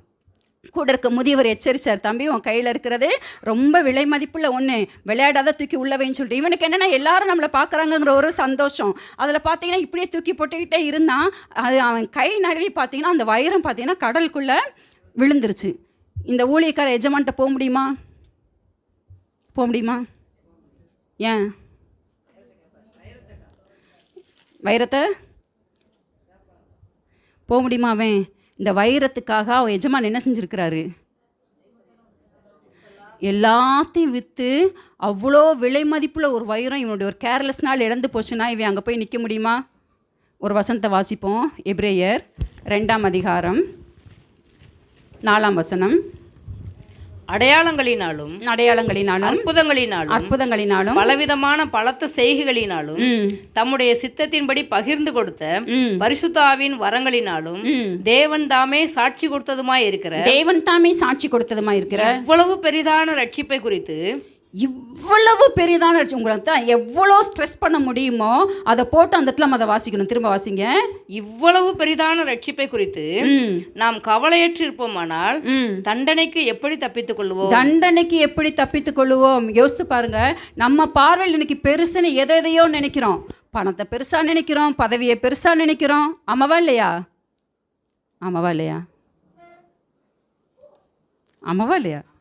நம்ம பார்வையில் இன்னைக்கு எதேதோ பெருசாக இருக்கு. ஆனால் வேதம் என்ன சொல்லுது? இவ்வளவு பெரிதான ரட்சிப்பை குறித்து. அந்த ரட்சிப்பு நமக்கு எப்படி கிடைச்சது? நமக்கு இலவசமாக தான் கிடைச்சது. ஆனால் அந்த ரட்சிப்புக்கு அவர் செலுத்தின விலைக்கரையும் யோசித்து பாருங்க. அந்த எஜமா சொத்தெல்லாம் விற்று அந்த வைரத்தை வாங்கினது போல இன்னைக்கு நமக்கு ரட்சிப்பு நமக்கு கிடைச்சிருக்கு அப்படின்னா, இந்த ரட்சிப்பு கிடைக்கிறக்கு அவர் என்ன செஞ்சார்? ரத்தத்தெல்லாம் சிந்தி ஜீவனையே பெற்று கொடுத்து. அதை தான் வேதம் சொல்லுது. இவ்வளவு பெரிதான ரட்சிப்பை குறித்து கவலையற்றிருப்போமானால் அடுத்து என்ன வருதான்? வரப்போகிற தண்டனைக்கு எப்படி தப்பித்துக்கலாம்? அதுக்கு தான் இந்த எக்ஸாம்பிளை சொன்னேன் நான். யோசித்து பாருங்கள். இப்போ நீங்கள் யோசித்து பாருங்கள். அந்த ஊழியக்காரன் அந்த வைரத்தை மிஸ் பண்ணிவிட்டு அந்த எஜமான் முன்னாடி போய் நிற்க முடியுமா? அந்த எஜமான் கொடுத்த விலைக்கரையத்தை காட்டிலும் பல கோடி மடங்கு விலைக்கரையும் கொடுத்து கர்த்தர் நமக்கு இந்த ரட்சிப்பை கொடுத்துருக்கிறாரு. இந்த ரட்சிப்பை குறித்து கவலையற்று இது நிறைவேற பிரயாசப்படாமல் இருந்தோம் அப்படின்னா இந்த ரட்சிப்பை நம்ம என்ன செய்வோம்? எஜமான் முன்னாடி போய் நிற்க முடியுமா? வசனம் தெளிவாக சொல்லுது. கவலையற்றிருப்போம் வரப்போகிற தண்டனைக்கு என்ன வரும்? ரட்சிப்பை இழந்து போனால் என்ன வரும்? நான் பயமுறுத்தலைங்க, சத்தியத்தை சொல்லிகிட்ருக்கேன். சரியா? அப்போ நம்ம அசால்ட்டாக விளையாடிக்கிட்டெல்லாம் இருக்க முடியாது. கர்த்தர் கொடுத்த ரட்சிப்பை நம்ம என்ன செய்யணும்? அது நிறைவேறக்கு அதிக பயத்தோடும் நடுக்கத்தோடும் பிரயாசப்படும். இப்போ உங்களுக்கு அந்த அர்த்தம் புரியுதா? அப்படின்னு ஏன் ஆண்டவர் இந்த வார்த்தையை சொன்னார் அப்படின்னு இல்லை அப்படின்னா, நம்ம பிரயாசப்படாமல் இருந்தோன்னா ஒரு நாள் நிச்சயம் அந்த ரட்சிப்பை நம்ம என்ன செஞ்சுருவோம்? இழந்து போயிட்டு எஜமான் முன்னாடி போக முடியுமா? நம்ம போக முடியாது. அதுக்காக தான் ஆண்டவர் சொல்ல இந்த ரட்சிப்பு நிறைவேற பிரயாசப்படுங்கள். அப்போ முதலாவது பூரணம் எதை நோக்கி, எதில் நமக்கு பூரணம் தேவை? ரட்சிப்பில். என்ன ஒரு பாயிண்ட்டில் எவ்வளோ டல் ஆகிட்டீங்க? ரட்சிப்பில் ஒரு பூரணம் தேவை.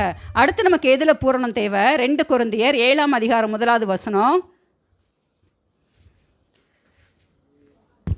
இப்படிப்பட்ட வாக்குத்தத்தங்கள் நமக்கு உண்டாயிருக்கிறபடியினால் பிரியமானவர்களே மாம்சத்திலும் ஆவியிலும் உண்டான எல்லா அசுசியும் நீங்க நம்மை சுத்திகரித்துக் கொண்டு பரிசுத்தமாக்குதலை தேவ பயத்தோடே பூரணப்படுத்த கடவோம். அடுத்து நமக்கு பூரணம் எதுல தேவை? பரிசுத்தத்தில் பூரணம் தேவை. முதலாவது நம்ம பார்த்தோம் ரட்சிப்பில் நமக்கு பூரணம் தேவை. 2வது அந்த பூரணத்தை எப்படி தான் பூரணப்படுத்தணுமா? தேவ பயத்தோடு. முதல்ல ரட்சிப்பில் பார்த்தோம் அதிக பயத்தோடு நடுக்கத்தோடு இந்த ரட்சிப்பு நிறைவேற பிரயாசப்படுங்கன்னு. இந்த வசனத்தில் நம்ம பார்க்குறோம் தேவ பயத்தோட பரிசுத்தமாகுதல் நம்ம என்ன செய்யணுமா? பூரணப்படுத்தணும். திரும்ப நம்ம அந்த ஒரு காரியத்தை நான் திரும்ப வாசிக்கிறேன், கவனிங்க. மாம்சத்திலும் ஆவியிலும் உண்டான எல்லா அசுசியும் நீங்க நம்மை சுத்திகரித்து கொண்டு என்ன செய்யணுமா? இது யார் செய்ய வேண்டிய காரியம்? நம்ம செய்ய வேண்டியது. கர்த்தர் செய்ய வேண்டிய காரியம் அல்ல. இந்த சுத்திகரிப்பு தேவன் செய்கிறதல்ல. இதை யார் தான் செய்யணும்? நம்ம தான் செய்யணும். மாம்சத்திலையும் ஆவியிலையும் உண்டான எல்லா அசுசியும் நீங்கள் நம்ம சுத்திகரித்து கொண்டு இந்த பரிசுத்தமாகுதல தேவ பயத்தில் அண்டர்லைன் பண்ண வேண்டிய வேர்டு அதுதான். எப்படி பூரணப்படுத்தணுமா? தேவ பயத்தோடு நம்ம அசால்ட்டாக இருக்க முடியாது. நம்ம பார்த்தோம் அப்படின்னா ஒவ்வொரு நாளும் பார்த்தீங்கன்னா நம்மளுடைய பரிசுத்தத்தில் நமக்கு என்ன தேவை? ஒரு பூரணம் தேவை. இதில் பார்த்தோன்னா இப்படிப்பட்ட வாக்கு எந்தெந்த காரியங்கள்லாம் நம்முடைய மாம்சத்தை ஆவியை அசுசிப்படுத்துது அப்படின்னா பாருங்கள். இந்த வசனம் ஆரம்பிக்கும் போது எப்படி ஆரம்பிக்குது? இப்படிப்பட்ட வாக்குத்தத்தம் எப்படிப்பட்ட வாக்குத்தத்தம்? இதை நம்ம அதே 6ஆம் அதிகாரம் கடைசி வசனத்தை வாசிப்போம். அது என்ன வாக்குத்தத்தம்னு வாசிப்போம்.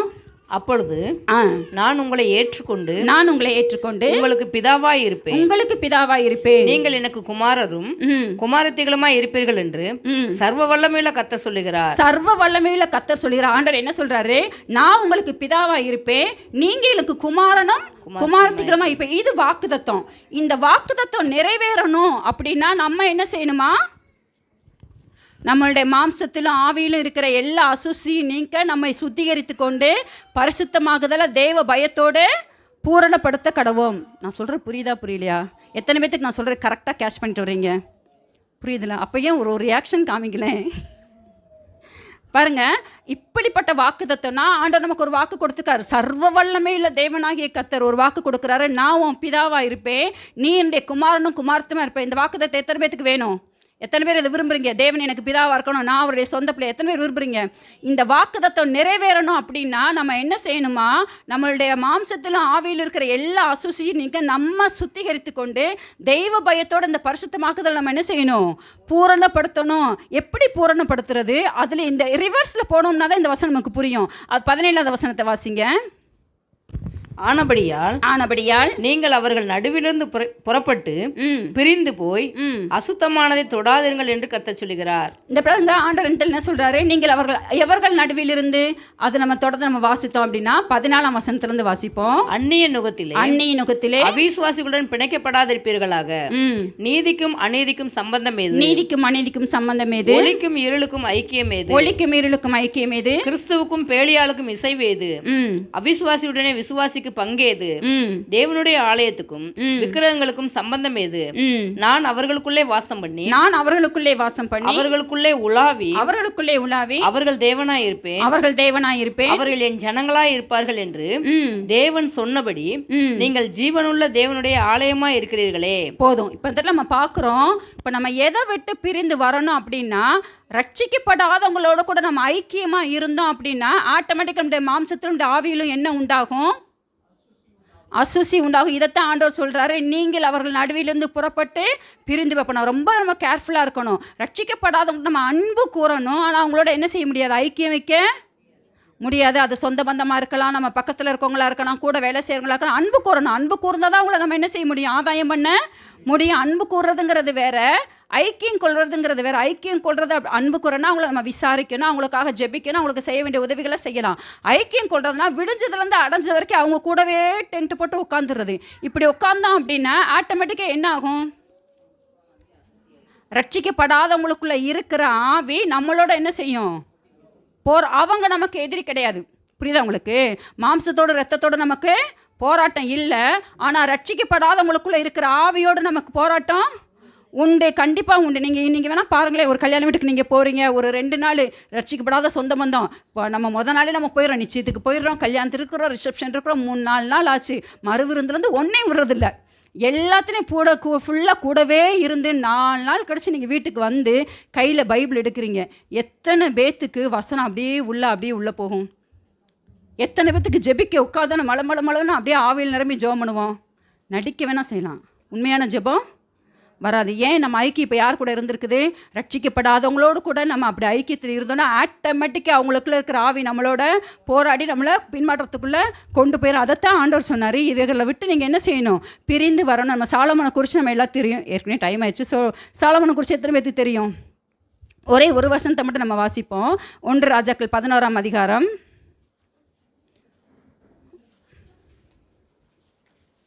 1 ராஜாக்கள் 16 முதல் வசனத்திலிருந்து வாசிப்போம், 2 வசனத்தை வாசிப்போம். ராஜாவாகிய சாலமோன் பார்வோனின் குமாரத்தியை நேசித்ததும் அல்லாமல் மோவாபியரும் அம்மோனியரும் ஏதோமியரும் சீதோனியரும் ஏத்தியரும் ஆகிய அந்நிய ஜாதியரான அநேகம் ஸ்திரீகள் மேலும் ஆசை வைத்தான். கர்த்தர் இஸ்ரவேல் புத்திரரை நோக்கி, நீங்கள் அவர்கள் அண்டைக்கும் அவர்கள் உங்கள் அண்டைக்கும் பிரவேசிக்கலாகாது. அவர்கள் நிச்சயமாய் தங்கள் தேவர்களை பின்பற்றும்படி உங்கள் இருதயத்தை சாய பண்ணுவார்கள் என்று சொல்லியிருந்தார். சாலமோன் அவர்கள் மேல் ஆசை வைத்து அவர்களோடு ஐக்கியமா இருந்தார். அவர்களோடு எப்படி இருந்தாரா? ஐக்கியமா இருந்தான். பாருங்க, சாலமோன் யாரு? தாவீது ராஜா மகன். இப்போ அவர் யாரு? ராஜா. அவர் தாவீது போயிட்டார். இப்போ யார் இங்கே ராஜா? சாலமோன் தான் ராஜா. சாலமோன் ராஜாவாக இருக்கிறாரு. சாலமோன் இன்னொரு ஸ்பெஷல் என்ன?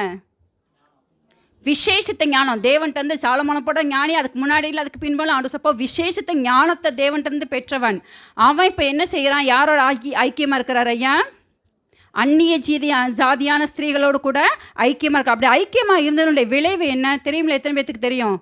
சாலமோனுடைய காரியம் தெரியும்ல? 6ஆம் வசனத்தை வாசிப்போம். சாலமோன் தன் தகப்பனாகிய தாவீதைப் போல கர்த்தரை பூரணமாய் பின்பற்றாமல் கர்த்தரின் பார்வைக்கு பொல்லாப்பானதை செய்தான்.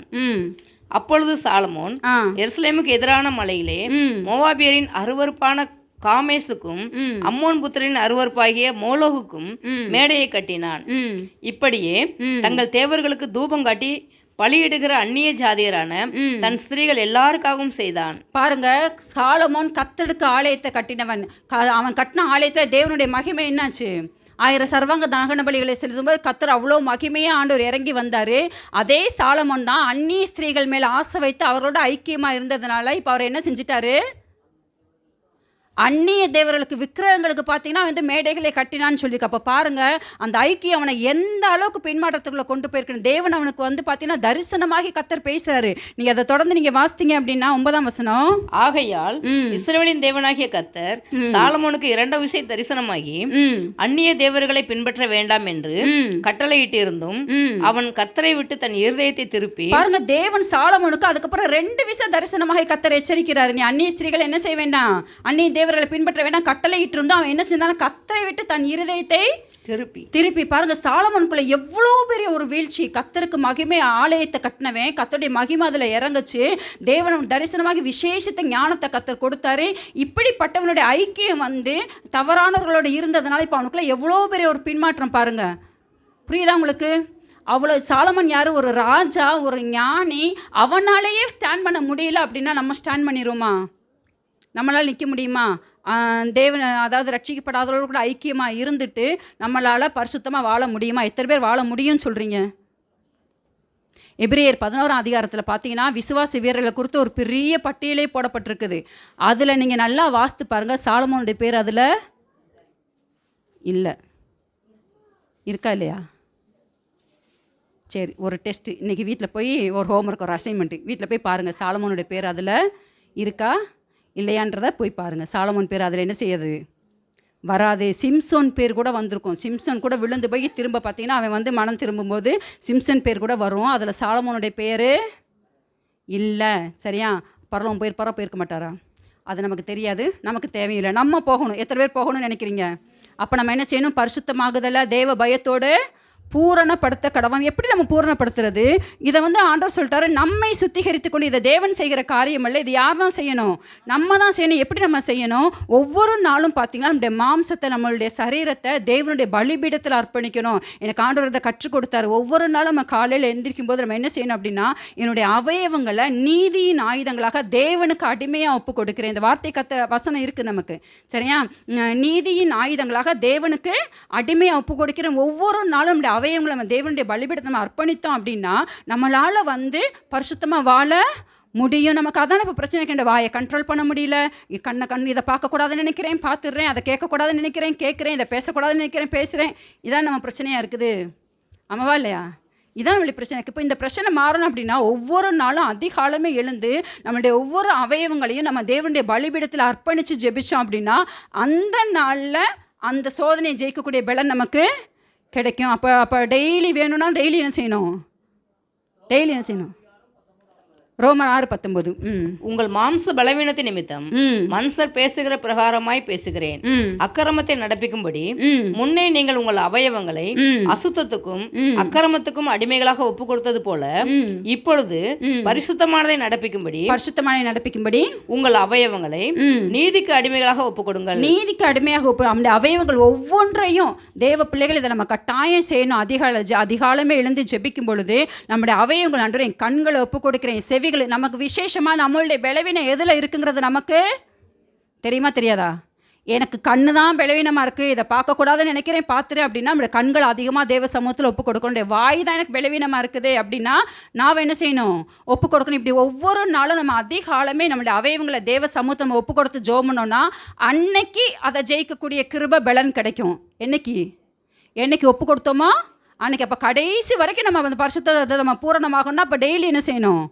ஒப்பு கொடுத்து ஜெபிக்கணும். இயேசுவின் அதுபோல் இரவில் நம்ம படுக்கிறோம்பா இயேசுவின் ரத்தத்தால் முழுவதுமாக நம்மளை கழுவப்பட ஒப்பு கொடுக்கணும். அது மாதிரி நம்மளுடைய ஆவியில் உண்டான அசுசி நீங்கன்னா ஆவியானவரால் பரிசுத்தமாக்கப்படணும். அப்போ நம்ம அதிகமாக வேதத்தை வாசித்து ஆவியில் நிரம்பி ஜெபிக்கும் பொழுது ஆவியானவர் என்ன செய்கிறார்? நம்முடைய ஆவி அவர் என்ன செய்கிறாரு? பரிசுத்தமாக்கிற. இந்த 2 காரியத்தை செய்யும்போது தான் நம்ம எதில் பூரணம் அடைகிறோம்? பரிசுத்தத்தில் பூரணம் அடைகிறோம். இப்படி அடைய வேண்டியது ரொம்ப அவசியம். ரொம்ப கேர்ஃபுல்லாக இருக்க வேண்டிய அவசியம். 2 பேதுரு 2:2 20 வாசிப்போம். 4 காரியங்கள் இருக்குது. 2 காரியத்துக்கு 1 மணி ஆயிடுச்சு. எத்தனை பேத்துக்கு 4 காரியமும் வேணும்? அப்போ 2 மணி ஆகும், பரவாயில்லையா? அடுத்த வாரமா? கர்த்தரும் இரட்சகருமாய் இருக்கிற இயேசு கிறிஸ்துவை அறிகிற அறிவினாலே உலகத்தின் அசுத்தங்களுக்கு தப்பினவர்கள் மறுபடியும் அவைகளில் சிக்கிக்கொண்டு ஜெயிக்கப்பட்டால் அவர்களுடைய பின்னிலைமை முன்னிலைமையிலும் கேடுள்ளதா இருக்கும். அவருடைய பின்னிலைமை முன்னிலைமை காட்டில் எப்படி இருக்குமா? உலகத்தின் அசுத்தங்களுக்கு தப்பினவர்கள். தேவனை அறிகிற அறிவில்னா நம்ம ரட்சிக்கப்படும் போது உலகத்தின் அசுத்தங்களுக்கு என்ன செய்கிறோம்? தப்புகிறோம். அப்படி தப்புகிறத மறுபடியும் அவைகளை சிக்கிக்கொண்டு ஜெயிக்கப்பட்டால்னா எந்த பாவத்தை நீங்கள் ஜெயிச்சிங்களோ அந்த பாவம் கடைசி வரைக்கும் உங்களை என்ன செஞ்சுட்டு வரும்? அதுதான் உங்களை பின்தொடர்ந்துக்கிட்டே வரும். ஏன்னா தெரியும், நீங்கள் பிசாசுக்கு நல்லா தெரியும் இவன் எதில் விழுந்து போனவன், இதில் தான் இவன் விழுந்து போனவன், இவளுடைய வீக்னஸ் இதெல்லாம். ஏன்னா அவ்வளோ நாள் அவன் தானே உங்களை ஆலையை செஞ்சுட்டு வந்திருக்கான். அப்போ அவனுக்கு நம்மளுடைய வீக்னஸ் நல்லாவே தெரியும். அதனால பார்த்தீங்கன்னா திரும்ப உங்களுக்கு அதே சோதனை தான் வரும். நான் பார்த்துருக்கிறேன். நான் ஒரு சிலர் பார்த்துருக்கேன். இந்த சின்ன வயசுலேயே இந்த லவ்வில் அடிப்பட்ட பிள்ளைகளை நான் பார்க்குறேன். பெரிய ஆட்கள் ஆனால் கூட பார்த்தீங்கன்னா அவங்களுக்கு திரும்ப எதில் தான் சோதனை வருது? அதில் தான் சோதனை வருது. இப்படி தான் பார்த்தீங்கன்னா நம்ம எதை நம்ம ஜெயிக்கிறோமோ அந்த பாவம் வந்து நம்மளை என்ன செஞ்சுக்கிட்டே இருக்கும். ஏன்னா பிசாசுக்கு தெரியும் இவன் இதில் வீக்கான ஆள், அப்போ இதுக்கேற்ற ஆட்கள் அனுப்புனா அவன் என்ன செஞ்சிருவான்? விழுந்து போவான்னு சொல்லிட்டு அதில் தான் நமக்கு மறுபடியும் சோதனை கொண்டு வருவான். இதில் சிக்கிக்கொண்டு ஜெயிக்கப்பட்டால்னா என்ன அர்த்தம் அப்படின்னா, இந்த பாவத்தில் விழுந்து போனோன்னா நம்மளுடைய முன்னிலைமை எப்படி இருக்குமா? நம்மளுடைய பின்னிலைமை எப்படி இருக்குமா? முன்னிலைமை காட்டில் ரட்சிக்கப்படுறதுக்கு முன்னாடி நம்ம எவ்வளோ கேட்டுள்ளதோ இருந்தோ அதை காட்டிலும் அதிக கேடுள்ளதான் இருக்கும். இன்னொரு வருஷத்தை கூட நம்ம வாசிப்போம். எபிரேயர் 10:26-27.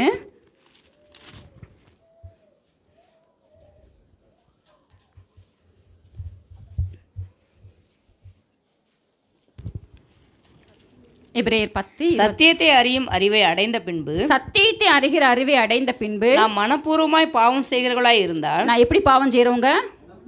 மனப்பூர்வமாய் பாவம் செய்கிறவர்களாக இருந்தால் பாவங்களை நிமித்தம் செலுத்தத்தக்க வேறொரு பழி இனி இராமல் நியாய தீர்ப்பு வரும் என்று பயத்தோட எதிர்பார்க்கிறதும் விரோதிகளை பட்சிக்கும் கோபாக்கினையுமே இருக்கும். என்னவா? விரோதிகளை பட்சிக்கும் கோபாக்கினையுமே இருக்கும். பாருங்க, சத்தியத்தை அறியும் அறிவை அடைந்த பின்பு நம்ம மனப்பூர்வமாய் பாவம் செய்கிறவர்களா இருந்தால், நம்ம எவ்வளோதான் நம்ம வந்து ஆண்டவருக்குள்ள நம்ம இருந்தாலும் சில பலவீனங்கள் நமக்கு இருக்க தான் செய்யும். சரியா?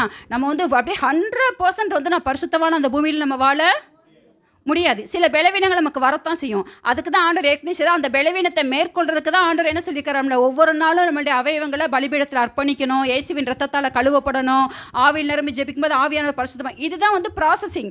இதை நம்ம செஞ்சுக்கிட்டே இருக்கும்போது நமக்குள்ளே என்ன உண்டாகும்?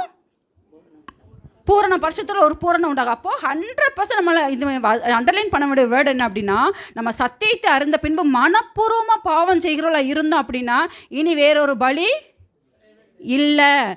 என்னதான் வருமா? நியாய தீர்ப்பு வரும் என்று பயத்தோடு எதிர்பார்க்கலாம், விரோதிகளை பட்சிக்கும் கோபாக்கினையுமே இருக்கும். அப்போ நம்ம எவ்வளோ கேர்ஃபுல்லாக இருக்கணும் யோசித்து பாருங்கள். ரட்சிக்கப்பட்ட நம்ம துணிகரமாக ஒரு பாவத்தை நம்ம செய்வோம் அப்படின்னா நமக்கு வேறொரு மன்னிப்பு, வேறொரு பலி இல்லை. கர்த்தருடைய கோபாக்கினம் தான் வரும். இதைத்தான் ஆண்டவர் சொன்னார். நான் திரும்பவும் சொல்கிறேன், பலவீனங்கிறது வேற. சரியா? சில பலவீனங்களுக்கு அதை மேற்கொள்றதுக்கு கர்த்தர் நமக்கு கிருபை தருவார். ஆனால் துணிகரமாக பாவம் செஞ்சோம் அப்படின்னா அடுத்து என்ன தான் வருது? தேவனுடைய கோபாக்கினம் தான் வருது. சிலர் பார்த்தீங்கன்னா, இப்போ யோசேப்பை குறித்து நமக்கு நல்லா தெரியும். யோசேப்பு ஆதியாகமம் 39:9 வாசிக்கிறோம். யோசேப்புக்கு பார்த்தீங்கன்னா பாவ சோதனை வழியே ஒரு நல்ல ஒரு வாலிபனாக இருக்கிறான். பாருங்கள், அவனுக்கு பாவ சோதனை வழியே வந்தாலும் அவன் என்ன செய்யலை? அந்த பாவத்துக்கு அவன் இடங்களுக்கு பாவத்தை விலகி ஓடுறான். தேவனுக்கு விரோதமாக பாவம் செய்வது எப்படின்னு சொல்லி அந்த பாவத்தை விட்டு அவன் வந்து விலகி ஓடுறதை நம்ம பார்க்குறோம். இன்றைக்கி சிலர் பாவம் செய்கிறதில்ல. ஏன்னா அவங்களுக்கு வந்து சோதனை இல்லாததுனால நான் பாவம் செய்யலைங்கிறது பெரிதல்ல. ஒரு சோதனை இருக்கும்போது அந்த பாவத்தை செய்யாமல் இருக்கிறது தான், அதுதான் கர்த்தருக்கு பயப்படுற பயம். புரியுதா உங்களுக்கு? இப்போ நம்ம பாவம் செய்கிறதுக்கு வாய்ப்பு இல்லை, அதனால் இந்த பாவம் நான் செய்யலை அப்படிங்கிறது பெரிதல்ல. பாவம் செய்ய வாய்ப்புகள் இருந்தும் தேவனுக்கு பயந்து அதை செய்யாமல் இருக்கிறோம் பார்த்தீங்களா, அதுக்கு பேர் தான் என்னது? கர்த்தருக்கு பயப்படுறோம். அதுதான் பரிசுத்தமாக. இதில் நம்ம என்ன செய்யணும்? பூரணப்பட வேண்டியது அவசியம். அப்படி பூரணப்பட்டால் தான் 1 தெசலோனிக்கேயர் 5ஆம் அதிகாரம் 23வது வசனம் வாசிப்போம்.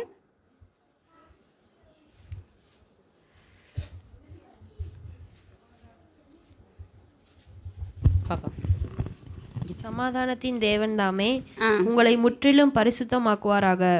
உங்கள் ஆவி ஆத்துமா சரீரம் முழுவதும் நம்முடைய கர்த்தராகிய இயேசு கிறிஸ்து வரும்போது குற்றமற்றதா இருக்கும்படி காக்கப்படுவதாக. எப்போ? யார் வரும்போது?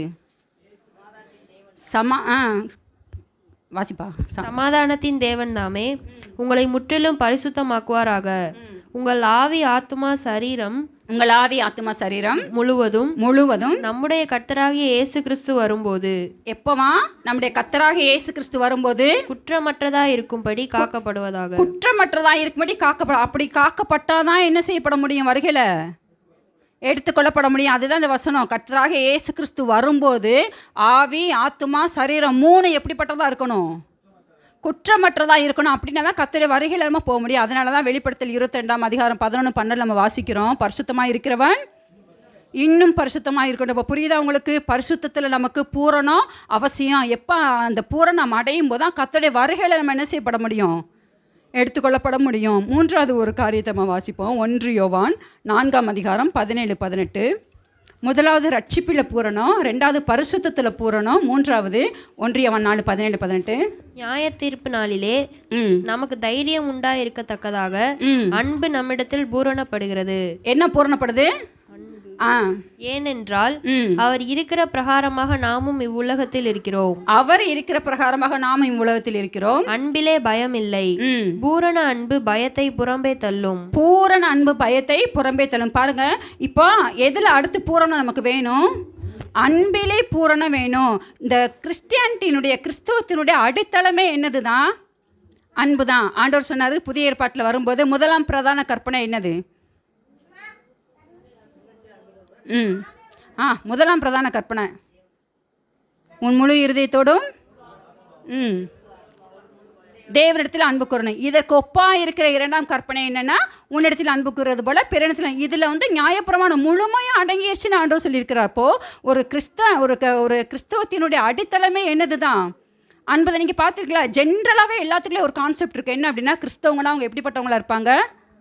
அன்பானவங்களா இருப்பாங்கங்கிற, நம்ம இருக்கோம் இல்லைங்கிறதெல்லாம் 2வது. பட் பேசிக்காக எல்லாருடைய மென்டாலிட்டியுமே எப்படி இருக்கும்? கிறிஸ்தவங்களா அவங்க எப்படி இருப்பாங்க? அன்பாக இருப்பாங்க அப்படிங்கிற எண்ணம் வந்து எல்லாருக்குள்ளுமே இருக்கிறத நம்ம பார்க்குறோம்.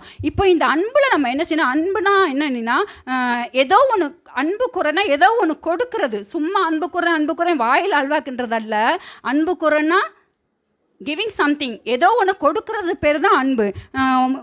யோவான் எழுதின சுவிசேஷம் 3ஆம் அதிகாரம் 16ஆம் வசனம் வாசிப்போம்.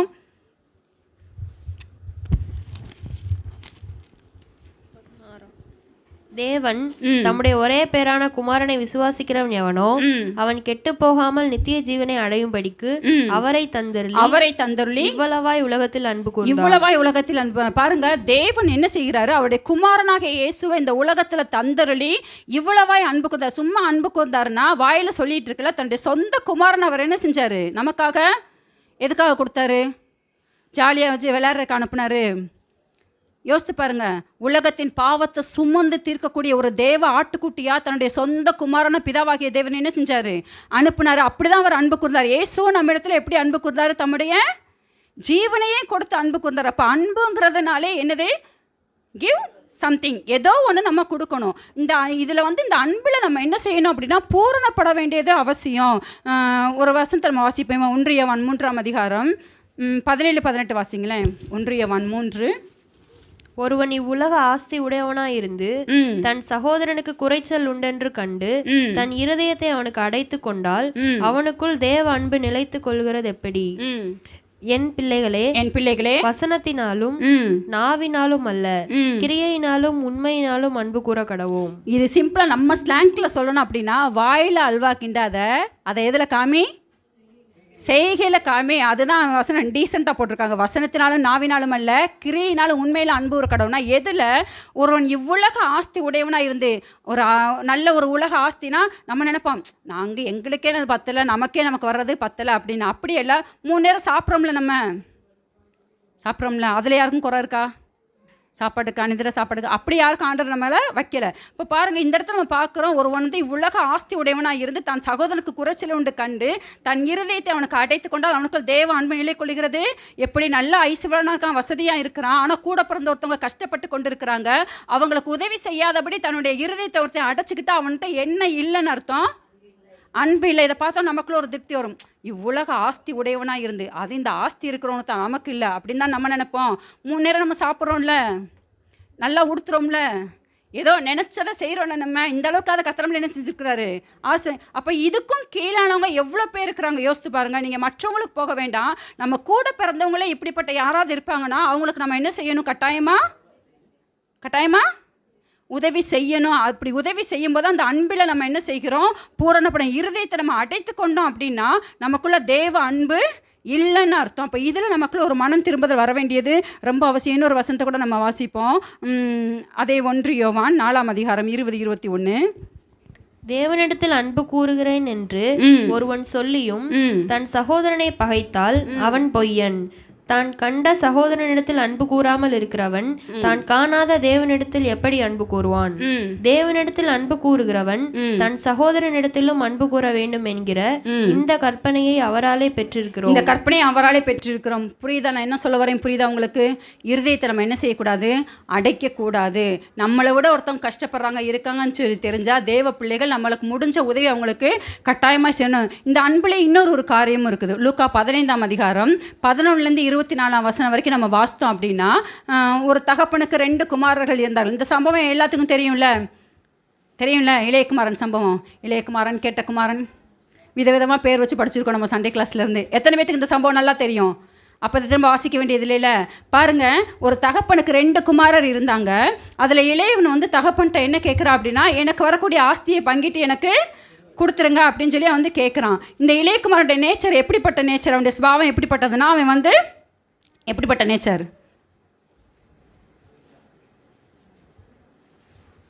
என்னாச்சு தெரியுமா தெரியாதா? இல்லை சண்டே கிளாஸ் பிள்ளைகளை கூப்பிட்டு சொல்லிடுவேன்.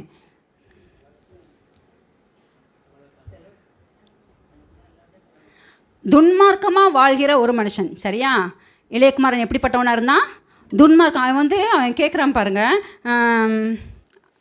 12வது வசனம். அவர்கள் இளையவன் தகப்பனை நோக்கி, தகப்பனே, ஆஸ்தியில் எனக்கு ஒரு பங்கை எனக்கு தர வேண்டும் என்றான் அப்படின்னு சொல்லி அப்பாட்ட வந்து கேட்குறான். எனக்கு வரக்கூடிய சொத்தை பிரித்து என்கிட்ட கொடுத்துருங்க அப்படின்னு சொல்லி தகப்பன்கிட்ட வந்து கேட்குறான். அப்போ இந்த தகப்பன் என்ன செஞ்சார்? கொடுக்க மாட்டேன்னு ஏதாவது வாக்குவாதம் பண்ணாரா? அவருக்கு நல்லா தெரியும் இவன் எப்படிப்பட்டவன், துன்மார்க்கமாக வாழ்கிறான், இவங்கிட்ட பணத்தை பிரித்து கொடுத்தா இவன் என்ன செய்வான்? நஷ்டப்படுத்திடுவாங்கிறதெல்லாம் தகப்பனுக்கு தெரியுமா தெரியாதா? தெரியாதா? தெரியும். ஆனாலும் பார்த்தீங்கன்னா அவர் என்ன செய்கிறாரு? பிரித்து கொடுத்துட்டாரு. நானாக இருந்தால் என்ன தெரியுமா செஞ்சுருப்பேன்? ஏய், இதெல்லாம் நான் கஷ்டப்பட்டு நான் சம்பாதிச்சு ஏன் பண்ணது, எப்போ கொடுக்கணுங்கிறது எனக்கு தெரியும், நீ கேட்டுனா கொடுக்க முடியாது அப்படின்னு தான் நான் சொல்லியிருப்பேன். அப்படியே அவன் ரொம்ப முரட்டாட்டம் பண்ணி அவன் எனக்கு வேணும்னு சொல்லி அடம் பிடிச்சான்னு வச்சுக்கோங்களேன், ஒன்று செஞ்சுருப்பேன். என்னன்னா, இப்படியே தூக்கிட்டு என்ன செஞ்சிரு, ஓடி போயிரு. திரும்ப என் மூஞ்சில் முடிக்கவே செத்தாலும் என் மூஞ்சில் என்ன செய்யக்கூடாது, இப்படியே தீட்டு போயிரு, இப்படி நீ ஏமாற்றிவன், இப்படி நீ வாங்கிட்டு போறியே, நீ உருப்படாமல் போயிடுவா. அப்படி தானே நான் அப்படி தான் சொல்லியிருப்பேன். ஆனால் உங்களை பார்த்து அப்படி தெரியல, நீங்கள் அப்படி சொல்லிக்க மாட்டீங்களோ? பாருங்க, அந்த தகப்பனுக்கு நல்லா தெரியும் இவன் துன்மார்க்கமாக ஜீவிக்கிறான், இவன் கையில் அந்த சொத்தை கொடுத்தா இவன் என்ன செஞ்சிருவான், நஷ்டப்படுத்திடுவான். ஆனாலும் பார்த்தீங்கன்னா அந்த இடத்துல தகப்பன் என்ன செய்யவே இல்லை. என்ன மாதிரி அவர் பேசுகிறேன், நான் பேசின அந்த டைலாக் அந்த இடத்துல அந்த தகப்பன் பேசலை. கேட்ட உடனே சொத்தை பிரித்து கொடுத்து அனுப்பிட்டார். புரியுதா? அனுப்பிட்டாரு. அதே மாதிரி பார்த்தீங்கன்னா இவன் தூரதேசம் போனதில் அவனுக்கு என்ன ஆச்சு? துன்மார்க்கமாக செலவு பண்ணி எல்லாத்தையும் வந்து வேஸ்ட் பண்ணிட்டான். வேஸ்டில் போய் எல்லாத்தையும் வந்து வேஸ்ட் பண்ணிட்டான் அவன். அப்போ அவனுக்கு பன்றிக்கு கிடைக்கக்கூடிய அந்த தவிடு கூட கிடைக்காத ஒரு சூழ்நிலையில் இப்போ அவனுக்கு யார் ஞாபகம் வருது? ஏன் தகப்பனுடைய ஞாபகம் வந்துச்சு அவனுக்கு? தகப்பனுடைய அன்பு அவனுக்கு வந்து அந்த நேரத்தில் வந்து என்ன செய்யுது? இப்போ நான் பேசுகிற மாதிரி டயலாக அன்றைக்கி அந்த தகப்பன் பேசி அனுப்பிச்சிருந்தாருன்னா அவன் திரும்ப தகப்பட்டு வந்திருப்பானா? யோசித்து பாருங்கள்.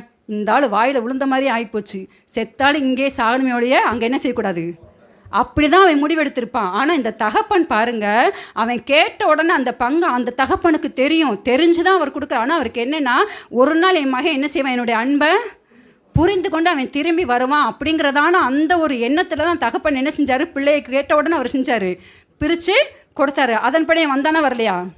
இப்போ என்ன மாதிரி டைலாக் அடிச்சிருந்தா யோசித்து பாருங்கள். நம்ம எப்படி இருக்கிறோம்? நான் அதுக்கு தான் உங்களை சொன்னால் கோச்சுக்கிருந்தேன். என்ன சொன்னேன் நான்? நம்ம எப்படி இருக்கிறோம்?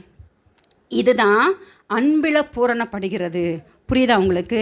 அதுக்காக எப்படியும் போன் விடுறது கிடையாது. இந்த தகப்பனுக்கு ஒரு நம்பிக்கை, ஒரு நாள் என் மகன் என்னிடத்துல திரும்பி வருவான். அந்த அன்பு தான் பார்த்தீங்கன்னா அவனுக்கு வந்து அந்த கஷ்டங்கள் வரும்போது அந்த தகப்பனுடைய நினைவு அவனுக்கு வந்து, நான் போனால் என் தகப்பனை என்ன செஞ்சுக்கிடுவார், ஏற்று. எப்படி அவனுக்கு அந்த நம்பிக்கை வந்துச்சு யோசித்து பாருங்கள்.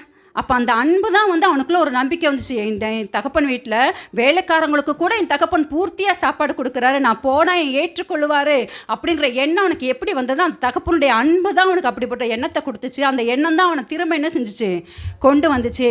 இன்றைக்கி நம்ம எப்படி இருக்கிறோம் யோசித்து பாருங்கள். நமக்குள்ளே இன்றைக்கி அன்பை குறித்து வேதத்தில் ஒரு அதிகாரமே எழுதப்பட்டிருக்குது. என்ன அதிகாரம்? 13 அதிகாரம். Very good. அதில் நம்ம பார்த்தோம் அப்படின்னா அன்பு சகலத்தையும் தாங்கும்னு ஒரு வார்த்தை போட்டிருக்குது. நிறைய போட்டிருக்கு. அதில் ஒரு வார்த்தை என்ன, அன்பு சகலத்தையும். நம்ம இன்றைக்கி தாங்குறோமா? ஒரு சொல்லு நமக்கு தாங்குதா? யோசித்து பாருங்கள். நான் உண்மையிலே நான் சொல்கிறேங்க, அதாவது ரட்சிக்கப்பட்டு இன்றைக்கி பல ஆண்டுகள் ஆயிடுச்சு, பல ஆண்டுகளாக சபைக்கு வரோம், வசனத்தை கேட்குறோம், செபிக்கிறோம், எல்லாம் பண்ணுறோம். புதிதாக ஒரு விசுவாசி வர்றாங்க, புதிதாக ஒருத்தவங்க சபைக்கு வர்றாங்க, நம்ம கூட்டங்களுக்கு வர்றாங்க. அவங்கக்கிட்ட நம்ம எப்படி நடந்து கொள்கிறோம்? எப்படி நடந்து கொள்கிறோம்? நடந்து கொள்ளணும்னு கேட்கல, எப்படி நடந்து கொள்கிறோம், இதில் நம்மளுடைய மெச்சூரிட்டி வெளிப்படும். கடந்த நாட்களில் பார்த்தீங்கன்னா ஒரு பாஸ்டர்ஸ் மீட்டிங் நான் போயிருந்தேன். அங்கே போயிருக்கும்போது பார்த்தீங்கன்னா ஒரு சின்ன குழந்தைய வச்சுட்டு ஒரு சிஸ்டருக்கு வந்து ஒரு பாஸ்டர்மாக்கு சின்ன குழந்தை இருக்குது. அது பார்த்தீங்கன்னா அங்கிட்ட ஓட வைக்க சேட்டை பண்ணிக்கிட்டே தான் இருந்துச்சு அது. அப்போது நாங்கள் சாப்பிடும்போது பார்த்தீங்கன்னா 2 பாஸ்டர்மாக்கள் சேர்ந்து பேசுகிறாங்க. பிள்ளையா வச்சுருக்கா, இந்த ஆட்டம் ஆடுது, நம்மளும் தான் பிள்ளைய வச்சு வளர்த்தோம், நம்ம பிள்ளைகளை இப்படியே ஆடிச்சுங்க, என் பிள்ளைகள்லாம். அதில் நான் கேட்டதை சொல்கிறேன். நான் கூட உட்காந்து சாப்பிடும்போது 2 பாஸ்டர் மக்கள் பேசினதை சொல்கிறேன். நான் என் பிள்ளைலாம் நான் வரும்போதே சொல்லுவேன், சர்ச்சில் ஆடக்கூடாது, ஓடக்கூடாது, ஒழுங்க அப்படியே உட்காந்த இடத்துல உட்காந்துருக்கணும். நான் யோசித்தேன், ஒருவேளை அதை ரோபோவாக இருக்குமோ அப்படின்னு யோசித்தேன். நான் எந்த பிள்ளைங்க உட்காந்த இடத்துல உட்காந்துருக்கோம், நாங்கள்லாம் அப்படி தான் கண்டிச்சு தான், இது பாரு ஒரு கூட்டத்துக்கு கூட்டி வந்து இப்படி பிள்ளைய ஆட விட்டு ஓட விட்டுட்டு இருக்கிறாங்களே அப்படி. எனக்கு உண்மையிலே எனக்கு மனசு ரொம்ப கஷ்டமாக இருந்துச்சு. இதை கேட்ட அந்த சகோதரியை அடுத்து ஒரு முடிவெடுச்சு. என்ன தெரியுமா, இனி நம்ம எங்கே வரக்கூடாது, பாஸ்டர்ஸ் மீட்டிங்க்கே எப்போ நம்ம பிள்ளை ஒழுக்கமாகுதோ அப்போ தான் என்ன செய்யணும் அப்படின்னு ஒரு டெசிஷனே எடுத்துருச்சு. அது கடைசியில் அந்த பொண்ணுகிட்ட எனக்கு பேசுறதுக்கு ஒரு வாய்ப்பு கிடச்சி. நான் சொன்னேன், உன் மகன் பண்ணுற சேட்டை விட 10 மடங்கு 20 மடங்கு என் மகன் சேட்டை பண்ணுமா. இந்த ஸ்டேஜில் இருக்கும்போது உண்மையிலே சொல்ல, லிட்ரலாக வால் ஒன்று தான் இருக்காது அவனுக்கு, அவ்வளோ சேட்டை. அதுக்காக இன்னும் அப்படியே உட்காந்துட்ருக்கான். யோசித்து பாருங்கள். இதெல்லாம் என்னது, ஒரு ஸ்டேஜு. அந்த ஸ்டேஜ் வரும்போது ஆட்டோமேட்டிக் என்ன செஞ்சிடும். ஆனால் நமக்கு இதை சகிக்க முடியுதா, தாங்க முடியுதா? யோசித்து பாருங்கள். அவ்வளோ நம்ம ஸ்லாங்கில் சொன்னால் கழுவி ஊற்றிட்டாங்க அந்த பொண்ணை. அப்புறம் நான் கூப்பிட்டு சொன்னேன், நான் இந்த ஸ்டேஜில் இப்படி தான்ப்பா இருக்குங்க பிள்ளைங்க, இதுக்காக நான் வரமாட்டேன்னு நம்ம என்ன செய்யக்கூடாது, டிசைட் பண்ண கூடாது. பிள்ளைகளுக்கு சொல்லணும், ஆடக்கூடாது ஓடக்கூடாதுன்றதை சொல்லணும், பக்கத்தில் வைக்க ட்ரை பண்ண. அதுக்கு மேலே பண்ணுதா கொஞ்ச நாளைக்கு அது அப்படி தான் இருக்கும். ரொம்ப அதை கண்ட்ரோல் எது வரைக்கும் இருக்குன்னு, இங்கே ஃபஸ்ட் ஸ்டாண்டர்டு போகிற வரைக்கும் இருக்கும். அந்த ஸ்கூலில் உட்காந்து அந்த பழகிட்ட ஆட்டோமேட்டிக்காக அதுக்கு என்ன செஞ்சிடும், சர்ச்சில் வந்து ஒரு இடத்துல உட்காரணுங்கிற அந்த மெச்சூரிட்டி. அது வரைக்கும் நம்ம தான் என்ன செய்யணும், சகிக்கணும். இல்லை அப்படின்னா அந்த ஆத்மாவை நம்ம என்ன செய்ய வேண்டியிருக்கோம். யோசித்து பாருங்கள், எத்தனை இடத்துல இது நடக்குது. இதுதான் வந்து அன்பில் என்ன செய்கிறது, போகிற சில காரியங்கள் நமக்கு கஷ்டமாக தான் இருக்கும், நஷ்டமாக தான் இருக்கும். ஆனாலும் அது அன்பின் நிமித்தம் நம்ம என்ன செய்யணும், சகித்து கொள்ளணும். அதுதான் அன்பில் பூரணப்படுகிறது. 3 காரியத்தை பார்த்தா இன்னும் ஒரே ஒரு காரியம். எபிரேயர் 2ஆம் அதிகாரம் 10வது வசனம். 5 நிமிஷத்தில் முடிக்க ட்ரை பண்ணுறேன். ஏனென்றால் ம் தமக்காகவும் தம்மாலேயும் சகலத்தையும் உண்டாக்கினவர் அநேகம் பிள்ளைகளை மகிமையில் கொண்டு வந்து சேர்க்கையில் அவர்களுடைய ரட்சிப்பின் அதிபதியை உபத்திரவங்களினாலே பூரணப்படுத்துகிறது அவருக்கு ஏற்றதா இருந்தது. ஹல்லேலூயா. அடுத்து பூரணம் எதுல உபத்திரவத்தில் பூரணம். முதலாவது பார்த்தோம், ரட்சிப்பில் பூரணம் வேணும், பரிசுத்தத்தில் பூரணம் வேணும், அன்பில் பூரணம். இப்போ எதில் பூரணம் வேணுமா? உபத்திரவத்தில் பூரணம் வேணும். யோசித்து பாருங்க, ஆண்டவர் சொல்கிறாரு அவளுடைய ரட்சிப்பின் அதிபதியை உபத்திரவத்தினாலே பூரணப்படுத்துகிறது அவருக்கு ஏற்றதா இருந்தால். எத்தனை பேருக்கு இதை ஜீரணிக்க முடியும்? உபத்திரவத்திலையும் என்ன இருக்குதான்? ஒரு பூரணம் இருக்குது. அந்த பூரணத்தை அடையிறவங்களை கர்த்தர் எப்படி மாற்றுகிறார் தெரியுமா? ஒரு ரட்சிப்பின் அதிபதியாக தேவன் மாற்றுகிறார். ஒரு வருஷத்தை நம்ம வாசிப்போம். 1 பேதுரு 4 அதிகாரம் 14 வசனம், 14, 15, 16. நீங்கள் கிறிஸ்துவின் நாமத்தின் நிமித்தம் நிந்திக்கப்பட்டால் பாக்கியவான்கள். ஏனென்றால் தேவனுடைய ஆவியாகிய மகிமையுள்ள ஆவியானவர் உங்கள் மேல் தங்கி இருக்கிறார். அவர்களாலே தூசிக்கப்படுகிறார், உங்களாலே மகிமைப்படுகிறார். ஆதலால் உங்களில் ஒருவனும் கொலை பாதகனாயாவது திருடனாயாவது பொல்லாங்கு செய்தவனாயாவது அந்நிய காரியங்களில் தலையிட்டு கொண்டவனாயாவது பாடுபடுகிறவனாய் இருக்கக்கூடாது. ஒருவன் கிறிஸ்தவனாய் இருப்பதினால் பாடுபட்டால் வெட்கப்படாமல் இருந்து அதிநிமித்தம் தேவனை மகிமைப்படுத்த கடவன். பாருங்க, கிறிஸ்துவின் நாமத்தின் நிமித்தம் நிந்திக்கப்பட்டால் நம்ம எப்படிப்பட்டவங்களா? பாக்கியவங்களை. கிறிஸ்தவனாக நீங்கள் இருக்கிறதுனால, ரட்சிக்கப்பட்டதுனால உங்களுக்கு சில உபத்திரவங்கள் வருது அப்படின்னா நம்ம எப்படிப்பட்டவங்க? பாக்கியம். கஷ்டம்தான் நமக்கு. சில குடும்பங்களை நம்ம பார்க்குறோம், ரட்சிக்கப்பட்டவங்களுக்கு ரட்சிக்கப்படாதவங்களாம் வரக்கூடிய உபத்திரவங்கள் அதிகமாக இருக்கும். இந்த உபத்திரவம் கிறிஸ்தவனாக இருக்கிறதுனால நம்மளுடைய இது. அதான் ஆண்டவர் தெளிவாக ஆண்டவர் சொல்கிறார் பாருங்க, என்ன சொல்கிறாரு? உங்களில் ஒருவனும் கொலை பாதகனாயாவது திருடத பொல்லாங்க செய்தனாக இருந்து அந்நிய காரியங்களை தலையிட்டு இதில் பாடுபடுறவங்களை பற்றி ஆண்டவர் சொல்லலை. கிறிஸ்தவனாக இருக்கிறதுனால இன்னொரு வசனத்தை கூட நம்ம வாசிப்போம். அதே 1 பேதுரு 2 அதிகாரம் 19, 20, 21. கொஞ்சம் சீக்கிரம். ஏனெனில் தேவன் மேல் பற்றுதலாய் இருக்கிற மனசாட்சி நிமித்தம் ஒருவன் அநியாயமாய் பாடுபட்டு உபத்திரவங்களை பொறுமையாய் சகித்தால் அதுவே பிரீதியா இருக்குன்னா தேவனுக்கு அதுதான் சந்தோஷமா இருக்கான். எப்படியா? தேவன் மேல் பற்றுதலா இருக்க மனசாட்சி நிமித்தம் அநியாயமா பாடுபட்டு உபத்திரவங்களை பொறுமையா சகிக்கிறது. நீங்கள் குற்றம் செய்து அடிக்கப்படும் போது பொறுமையோட சகித்தால் அதனால் என்ன கீர்த்தி உண்டு? நீங்கள் நன்மை செய்து பாடுபடும் போது பொறுமையோட சகித்தால் அதுவே தேவனுக்கு முன்பாக பிரீதியா இருக்கும். பாருங்க, இதுல 2 வகை இருக்குது. கிறிஸ்துவின் நிமித்தம் நம்ம பாடுபடுறவங்களா இருக்கணும். இப்ப வீட்டுக்காரர் 1 பேசுறாரு, பதிலுக்கு நம்ம 9 பேசினா அடுத்து என்ன விழும்? அந்த நேரம் சோத்திரம் சோத்திரப்பான்னு சொல்றது கிறிஸ்து நிமித்தம் வர பாடு கிடையாது. அது எதனால வந்த பாடு? நம்ம வாயினால வந்த பாடு. புரியுதா உங்களுக்கு? கடன் இஷ்டத்துக்கு கடனை வாங்கி வச்சுக்கிறது. கடன் கொடுத்தவன் என்ன செய்வான்? கேட்க தான் செய்வான். வட்டியும் கொடுக்கறது கிடையாது. கடன் அப்போ வாசல் வச்சு கடன்காரன் என்ன தான் செய்வான்? கத்தும்போது கதவுட்டு, ஆண்டவரே சோத்திரப்பா, நீ அநேஜாது கடன் கொடுப்பாய், கடன் வாங்காதிருப்பான்னு சொன்னீங்களே. இது கிறிஸ்துவத்தை வர பாடு கிடையாது. இது எது நிமித்தம் வந்த பாடு? நம்ம வாங்கின கடன் நிமித்தம் இதில் பொறுமையாக இருக்கிறத குறித்து வேதம் சொல்லலை. கிறிஸ்துவின் நிமித்தம்னா நீ ஆண்டவரை ஏற்றுக்கொண்டதின் நிமித்தமாக உனக்கு சில பாடுகள் வருதா? உபத்திரவம் தூஷணமாக பேசுகிறாங்களா, கேவலமாக நம்மளை பேசுகிறாங்களா? இதுதான் இதில் நம்ம உபத்திரவத்தில் பொறுமையாக சகித்தோன்னா அதுதான் தேவனுக்கு எப்படி இருக்குமா? பிரீதியாக இருக்கும். அதிலே 21 வசனத்தை வாசிங்க. இதற்காக நீங்கள் அழைக்கப்பட்டும் இருக்கிறீர்கள், ஏனெனில் கிறிஸ்துவும் உங்களுக்காக பாடுபட்டு நீங்கள் தம்முடைய அடிச்சுவடுகளை தொடர்ந்து வரும்படி உங்களுக்கு மாதிரியை பின் வைத்து போனார். அவர் பாவம் செய்யவில்லை, அவருடைய வாயில் வஞ்சனை காணப்படவும் இல்லை.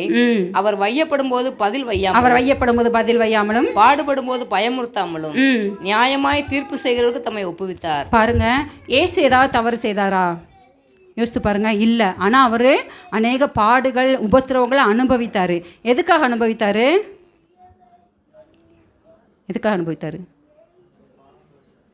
நமக்காக தேவ சித்தத்தை அவர் நிறைவேற்றுறதுக்காக.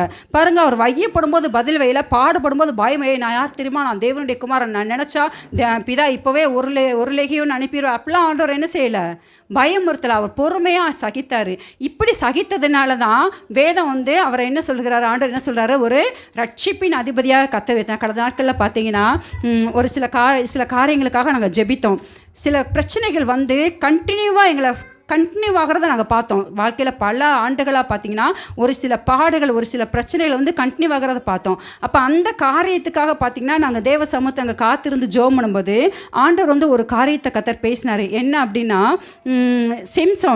சிம்சோனை குறித்து கத்தர் பேசினார். பாருங்கள், சிம்சோனை குறித்த தேவ திட்டம் என்ன அப்படின்னா, அவன் என்ன செய்யணும், இஸ்ரவேலரை பெலிஸ்தர் கைக்கு நீங்களாக்கி விடுவிக்கணும் அப்படிங்கிறது தான் சிம்சோனுடைய தேவ திட்டம். அப்போ அந்த தேவ திட்டம் அவனுடைய வாழ்க்கையில் நிறைவேறுச்சா? நிறைவேறலை.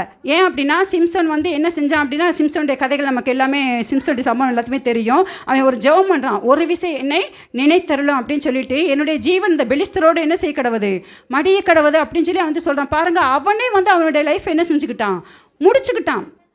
ஆமாவா இல்லையா? இப்போ அவன் ஆண்டவரே இந்த ஒரு விஷயம் நினைத்தரலுன்னு சொல்லுவான். அவனுடைய பழைய பலன் அவனுக்குள்ளே என்ன செஞ்சது, திரும்ப வந்தது. மறுபடியும் வந்து என்னை வந்து உங்கள் திட்டத்தின்படி அந்த பெலிஸ்தர் ரட்சிப்பிற்கு பயன்படுத்துங்கன்னு அவன் கேட்டிருந்தா கத்தர் செஞ்சிருக்க மாட்டாரா? ஆனால் அவன் என்ன சொன்னான், அப்போ பாருங்க, அந்த கிட்டத்தட்ட 3000 பேர் அந்த இடத்துல வந்து மடிஞ்சு போனதை நம்ம பார்க்குறோம். ஆனால் அவனை குறித்த தேவ திட்டம் என்ன, இஸ்ரவேலரை பெலிஸ்தரின் கையிலிருந்து நீங்களாக்கி விடுவிக்கணும். இதுதான் வந்து அவனை குறித்த தேவ திட்டம். ஆனால் இப்போ அவன் என்ன செய்ய, அந்த திட்டத்தை முழுசாக நிறைவேற்றல. ஆனால் இயேசுவை குறித்ததான தேவ திட்டம் என்ன, அவர் வந்து முழு உலகத்துக்கு ஒரு ரட்சிப்பை யார் சம்பாதிச்சு கொடுக்கணும். அவருக்கு ஒரு பல பாடுகள், பல உபத்திரவங்களும் ஆண்டவர் பட்டார். ஆனால் இந்த உபத்திரவத்துலலாம் பார்த்தீங்கன்னா ஒரு ஹை பிச் எதுன்னு சொல்லி கேட்டிங்க அப்படின்னா, லூக்கா 22ஆம் அதிகாரம் 42 வாசிப்போம். அவ்வளோதான், முடிச்சிடுறேன் நான். லூக்கா 22:40. பிதாவே, உமக்கு சித்தமானால் இந்த பாத்திரம் என்னை விட்டு நீங்கும்படி செய்யும். ஆயினும் என்னுடைய சித்தத்தின்படி அல்ல, உம்முடைய சித்தத்தின்படியே ஆக கடவுது என்று ஜெபம் பண்ணினார். அப்பொழுது வானத்திலிருந்து ஒரு தூதன் தோன்றி அவரை பலப்படுத்தினான். அவர் மிகவும் வியாகுலம் அடைப்பட்டு அதிக ஊக்கத்தோட ஜெபம் பண்ணினார். அவருடைய வியர்வை ரத்தத்தின் பெருந்துளிகளாய் தரையில் விழுந்தது. பாருங்க, உபத்திரவத்தில் ஒரு உச்சகட்டமான ஒரு இடத்துல இப்போ இயேசு இருக்கிறாரு. அடுத்த மறுநாள் அவர் என்ன செய்யணும், சிலுவை மரணத்தை சந்திக்கணும். அவருக்கு வந்து அதில் வந்து அதை ஏற்றுக்கொள்ளக்கூடிய அந்த இது அவருக்கு இல்லை. அதனால ஆண்டவர் சொல்ல, இந்த பாத்திரம் என்னை விட்டு நீங்கள் கொடுமானால் நீங்கும்படி செய்யும் ஆகிலும். ஆனாலும் வந்து தேவ சித்தத்துக்கு அவர் தன்னை என்ன செய்கிறார், முழுசாக ஒப்பு கொடுக்கிறாரு. இப்போ ஆண்டவர்கிட்ட கேட்டது என்ன அப்படின்னா, இப்போ இயேசுவை குறித்ததான அந்த தேவ திட்டம் நிறைவேறணும் அப்படின்னா இயேசு என்ன செய்கிறாரு, தேவ சித்தத்துக்கு தன்னை முழுமையாக ஒப்பு கொடுத்தார். அப்படி ஒப்பு கொடுக்கும்போது பிதாவாகிய தேவன் அவர் என்ன செஞ்சார், ஏசாயா 53:10,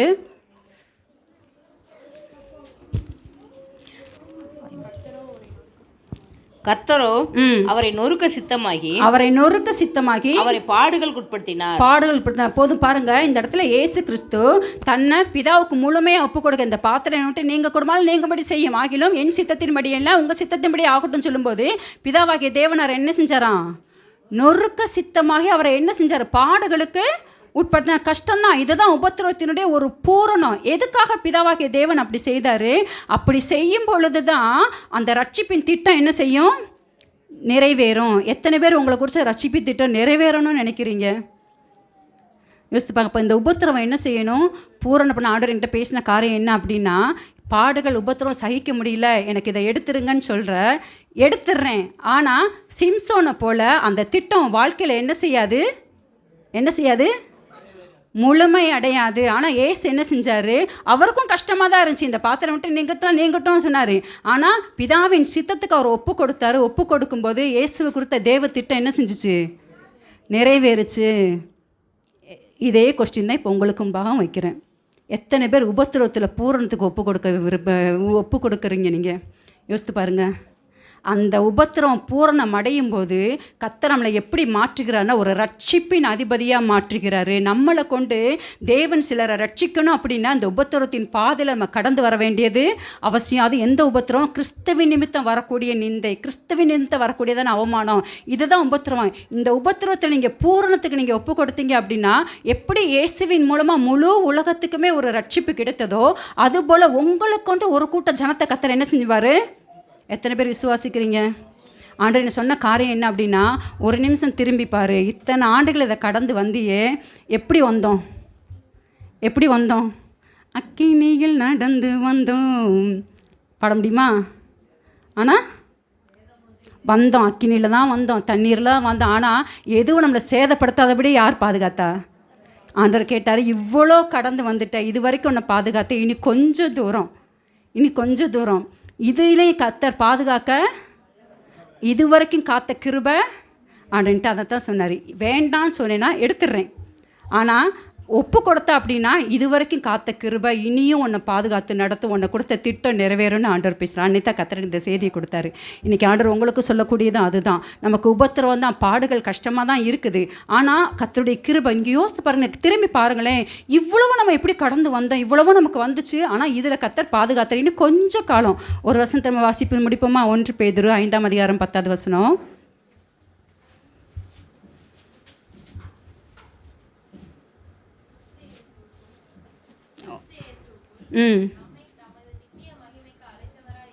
நம்மை தமது நித்திய மகிமைக்கு அழைத்தவராய் இருக்கிற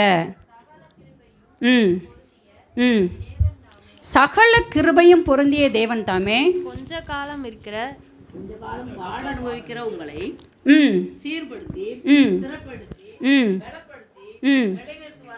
ஹல்லேலூயா. எத்தனை பேர் விசுவாசிக்கிறீங்க?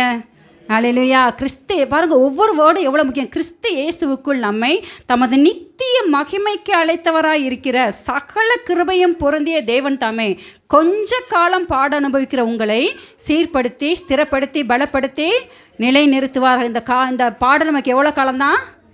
கொஞ்ச காலம்தான். இக்காலத்து பாடுகள் இனி வெளிப்பட போகிற மகிமைக்கு பாருங்கள், இயேசு அந்த பாடுகளை அவர் அனுபவித்தார். உண்மைதான், தாங்க முடியாத வேதனை தான். ஆனால் அதன் மூலம் தான் உலகத்துக்கு என்ன கிடச்சது?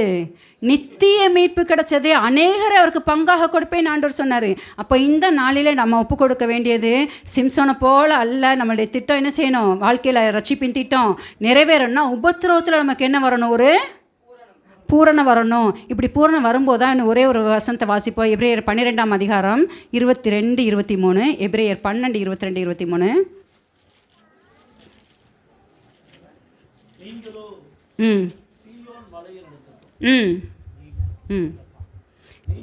நீங்களோ சீயோன் மலையின் இடத்திற்கும் ஜீவனுள்ள தேவனுடைய நகரமாகிய பரம எருசலேமின் இடத்திற்கும் தேவதூதர்களிடத்திற்கும் பரலோகத்தில் பேரெழுதியிருக்கிற முதற் பேரானவர்களின் சர்வ சங்கமாகிய சபையினிடத்திற்கும் யாவருக்கும் நியாயாதிபதியாகிய தேவனிடத்திற்கும் பூரணராக்கப்பட்ட நீதிமான்களுடைய ஆவியிடத்திற்கும் போதும். பாருங்க, யாருடைய ஆவி இது? பூரணராக்கப்பட்ட நீதிமான்களுடைய. பரலோகத்தில் வந்து ஒரு சர்வ சங்கம், இப்படி பூமியில் நிறைய சங்கங்கள் இருக்குது பார்த்தீங்களா? இந்த சங்கம் அந்த சங்கம் அப்படின்னு நிறைய சொல்கிறாங்களா? இது மாதிரி பரலோகத்தில் என்ன இருக்குது? சர்வ சங்கம் ஒன்று இருக்குதான். பாருங்கள், பரலோகத்தில் பேரெழுதியிருக்கிற முதற் பேரானவர்களின் சர்வ சங்கமாகிய சபையின் இடத்துக்கும். இங்கே யார் போவா? பூரணராக்கப்பட்ட நீதிமான்களுடைய ஆவி. புரியுதா உங்களுக்கு? பூரண எந்தெந்த காரியத்தில் இப்படி பூமியில் பூரணராக்கப்பட்டவங்க தான் அந்த சர்வ சங்கமாகிய என்ன செய்ய முடியும்? புரியுதா? எத்தனை பேர் ஒப்பு கொடுக்க ஆயத்தமாக இருக்கிறோம்? எதில் பூரணப்படணும்? முதல்ல ரட்சிப்பில் பூரணப்படணும், 2வது பரிசுத்தத்தில் பூரணப்படணும், 3வது அன்பில் பூரணப்படணும், 4வது உபத்திரத்தில் பூரணப்படணும். இதிலெல்லாம் நம்ம பூரணப்பட்டவங்க தான் எங்கே போக முடியும்? கர்த்தர் தாமே என்னை ஆசீர்வதிப்பாராக.